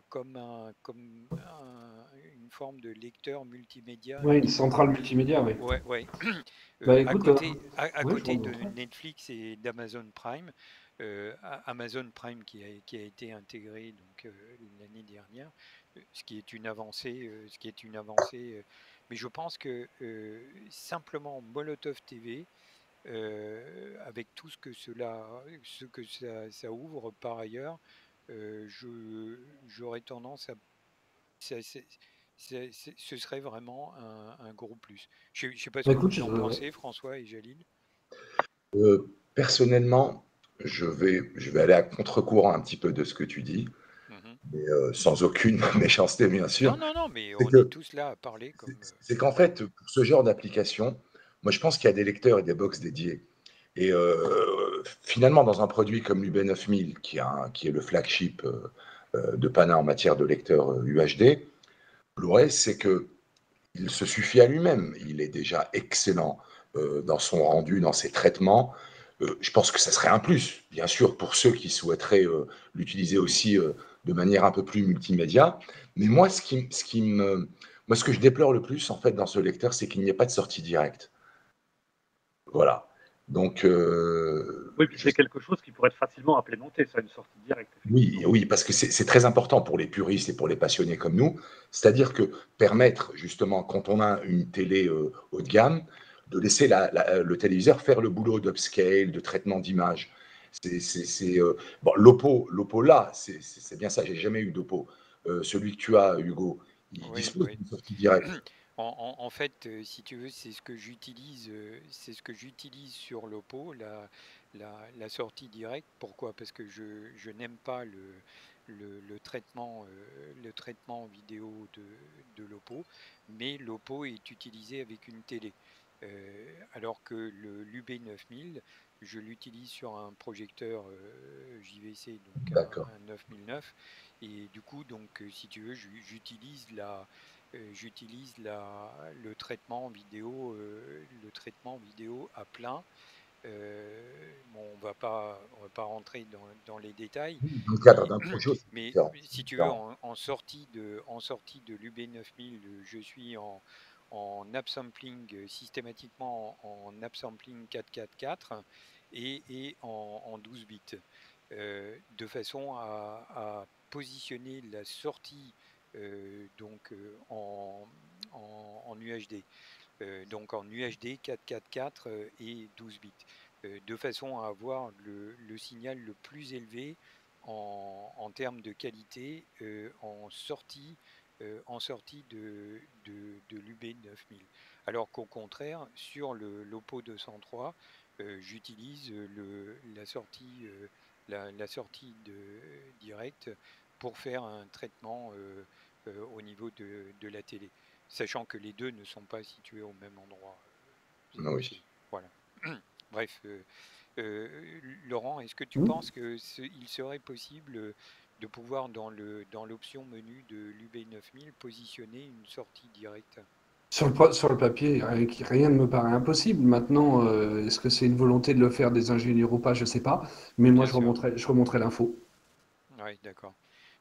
Parce qu'effectivement, si tu veux, je pense que ça permettrait de parfaire, enfin, je vais le dire autrement, de continuer à parfaire un lecteur qui est vraiment, qui est vraiment magnifique. Là, on est tous les trois, on possède tous les trois un UB 9000 et c'est vrai que c'est un lecteur vraiment magnifique. À mon sens, oui, il manque plus que ça, que la sortie Ouais. directe. Ok, mais je remonterai Et Molotov TV. Alors, il faut savoir une chose, c'est que c'est deux entités totalement différentes, la télé et la Bien vidéo sûr, chez nous. bien sûr. Et donc, ce qui a été implémenté sur une télé ne l'est pas forcément sur un lecteur. Mais c'est pareil, je le mettrai dans le même mail. D'accord. Écoutez, messieurs, on vient de dépasser notre horaire de 5 minutes. Je vous propose qu'on conclue. On va commencer par toi, François. Est-ce que tu as quelque chose à ajouter ou dire je t'en prie. Bah, je pense qu'on a quand même pas mal palabré. Effectivement, on a déjà bien dépassé. Donc, moi, je suis très satisfait de ma GZ2000. Pour le coup, je ne me porte pas acquéreur de la GZ2000. Je constate bien qu'il y a une évolution qui est intéressante, mais qui, pour moi, ne justifie pas un achat quand même qui est aussi important. Si je n'avais pas de GZ2000, c'est évident qu'à mon avis, je me porterais acquéreur d'une AZ2000. Donc, donc c'est effectivement un téléviseur que j'ai beaucoup apprécié, que je suis vraiment content d'avoir pu le tester. J'espère pouvoir tester l'année prochaine le IZ2000 et puis voir donc les évolutions d'année en année, parce que c'est quand même quelque chose d'intéressant. Et puis, comme je compte changer de téléviseur tous les 4-5 ans, bah voilà. Là, ça fait déjà 1 an que j'ai le GZ2000, donc il ne me reste plus à peu près que 3 à vivre chez moi. Donc, il faudra quand même penser au remplaçant plus tard et peut-être, pourquoi pas, un Panasonic. En tout cas, c'était le GZ2000 est mon premier téléviseur Panasonic. Je ne connaissais pas trop la marque avant, juste un ami qui avait eu un plasma précédemment qui était pas mal du tout, effectivement. Donc effectivement, moi, c'est quelque chose qui m'intéresse de pouvoir continuer à tester des téléviseurs, notamment des Panasonic. Et puis pourquoi pas de pouvoir, cela me permettra de m'aider à pouvoir changer de téléviseur d'ici 3-4 ans, quoi. Ok. Jalil. Ah ben, c'est un peu comme François. Je pense que l'échange a été très instructif. On a quand même parlé de beaucoup de choses, des plus importantes surtout. Puis après, bon, il y a tellement de choses à dire qu'il nous faudrait plus qu'1 heure et demie pour faire C'est le sûr. tour de la C'est question. vrai, c'est vrai. Et, bon, et puis François et toi, vous remarquerez que j'ai pas parlé de la bouteille de saké. Parce que Non, justement, mais voilà. Je réservais ça à la fin, mais puisque tu es là, je t'en prie. non, mais c'était. Non, mais parce que quelque part, Laurent pourrait remonter là. Moi, je trouve que sincèrement, pour tout achat de 65 HZ2000, je me souviendrai de cette photo, de cette diapo à Londres, donc dans les Pinewood Studios en février. À un moment donné, il y avait une diapo qui disait All Japanese high tech. Et à mon avis, le All Japanese high tech va de pair avec une bonne bouteille de saké. John May, hein. John May. Et dans une autre vie, ayant travaillé à Tokyo, euh, un- faire un coupon à chaque fois, comment dire, à chaque acquéreur de 65 HZ, ou non, allez, à chaque acquéreur de HZ2000, une bouteille de bon saké. Je sais pas ce que tu en penses, Jalil. Quelle était ta marque préférée, celle que tu évoquais? En fait, c'est pas une marque, c'est une catégorie de saké qui correspond justement à la distillation où les grains de riz sont polis jusqu'à un certain pourcentage, parce que c'est ça qui conditionne la qualité du saké en fait. Et le Junmei fait partie des meilleurs sakés. Après, il y a plus beaucoup, il y a une infinité de déclinaisons. Mais dès qu'on a la mention Junmei, on sait que c'est du bon. Il n'y a pas de souci. Voilà. C'est pour ça que j'ai précisé John May. Et après avoir bu un verre de saké, est-ce qu'on capte mieux le HDR ou le Dolby Vision ou Un ça verre de change rien, ça? François, le saké, c'est pas un alcool fort, hein. En général, il dépasse pas les 15 degrés. Donc, Non, tu peux y c'est pour aller, ça que il n'y a pas de souci. Laurent, est-ce que tu veux rajouter quelque chose? Ah, écoutez, non, c'était un plaisir de discuter avec vous. C'était intéressant. Ça permet d'aborder des sujets un peu techniques que j'aborde rarement. Et c'est chouette. Ça me fait toujours plaisir de ça. Alors évidemment, comme le disait Jalil, on pourrait y passer longtemps, hein, parce qu'il y a quand même Ah il y a oui. Ah beaucoup de bah choses oui, à dire sur ces là, produits. on s'est quand même limité.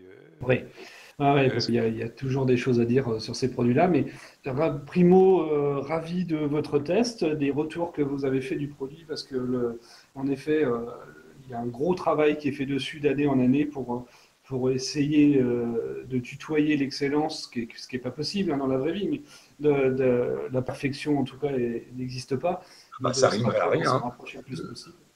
Voilà. Mais puis en plus, on a tous une notion de la perfection qui est complètement Bien personnelle. sûr. Donc, Bien sûr. en tout cas, d'apporter une image et un rendu propre à la philosophie de Panasonic avec ce produit-là. Et en tout cas, ravi de cet échange et que le produit vous ait plu. Le On est plaisir ravis est également. partagé. Merci beaucoup. Et Eh ben avant de oui. clore, je voudrais publiquement remercier ici Juliette Laniret. Le 65 HZ 2000, ça n'a pas été évident tout de suite. Donc merci Juliette. Et puis je voudrais également dire un petit coucou et remercier Sophie Ripaud. Vous l'avez remarqué, en fait, Laurent et moi, nous nous tutoyons. Oui. On se tutoie, pourquoi? Parce qu'on était ensemble dans un avion à aller à Londres en février au Pinewood Studio. Voilà, il y avait Juliette, pardon, il y avait Sophie Ripaud qui était avec nous. Voilà, donc merci Sophie, merci Juliette et merci Laurent. Et puis je vous propose qu'on arrête là. De la même façon, merci François pour ce Avec très plaisir, très avec grand, plaisir. très très grand, parce que beaucoup de gens ne s'en rendent pas compte, mais faire un test HCFR, ça demande beaucoup Effectivement, de oui. travail. Donc merci à toi, merci de à rien, avec David, plaisir. merci Merci à vous. Olivier, et puis merci Jalil, et à nouveau merci Laurent, et à bientôt. Au Merci revoir. à vous Eh trois. ben, à bientôt. Merci. I'm not a stranger to excuses. Burned me once or twice. I expect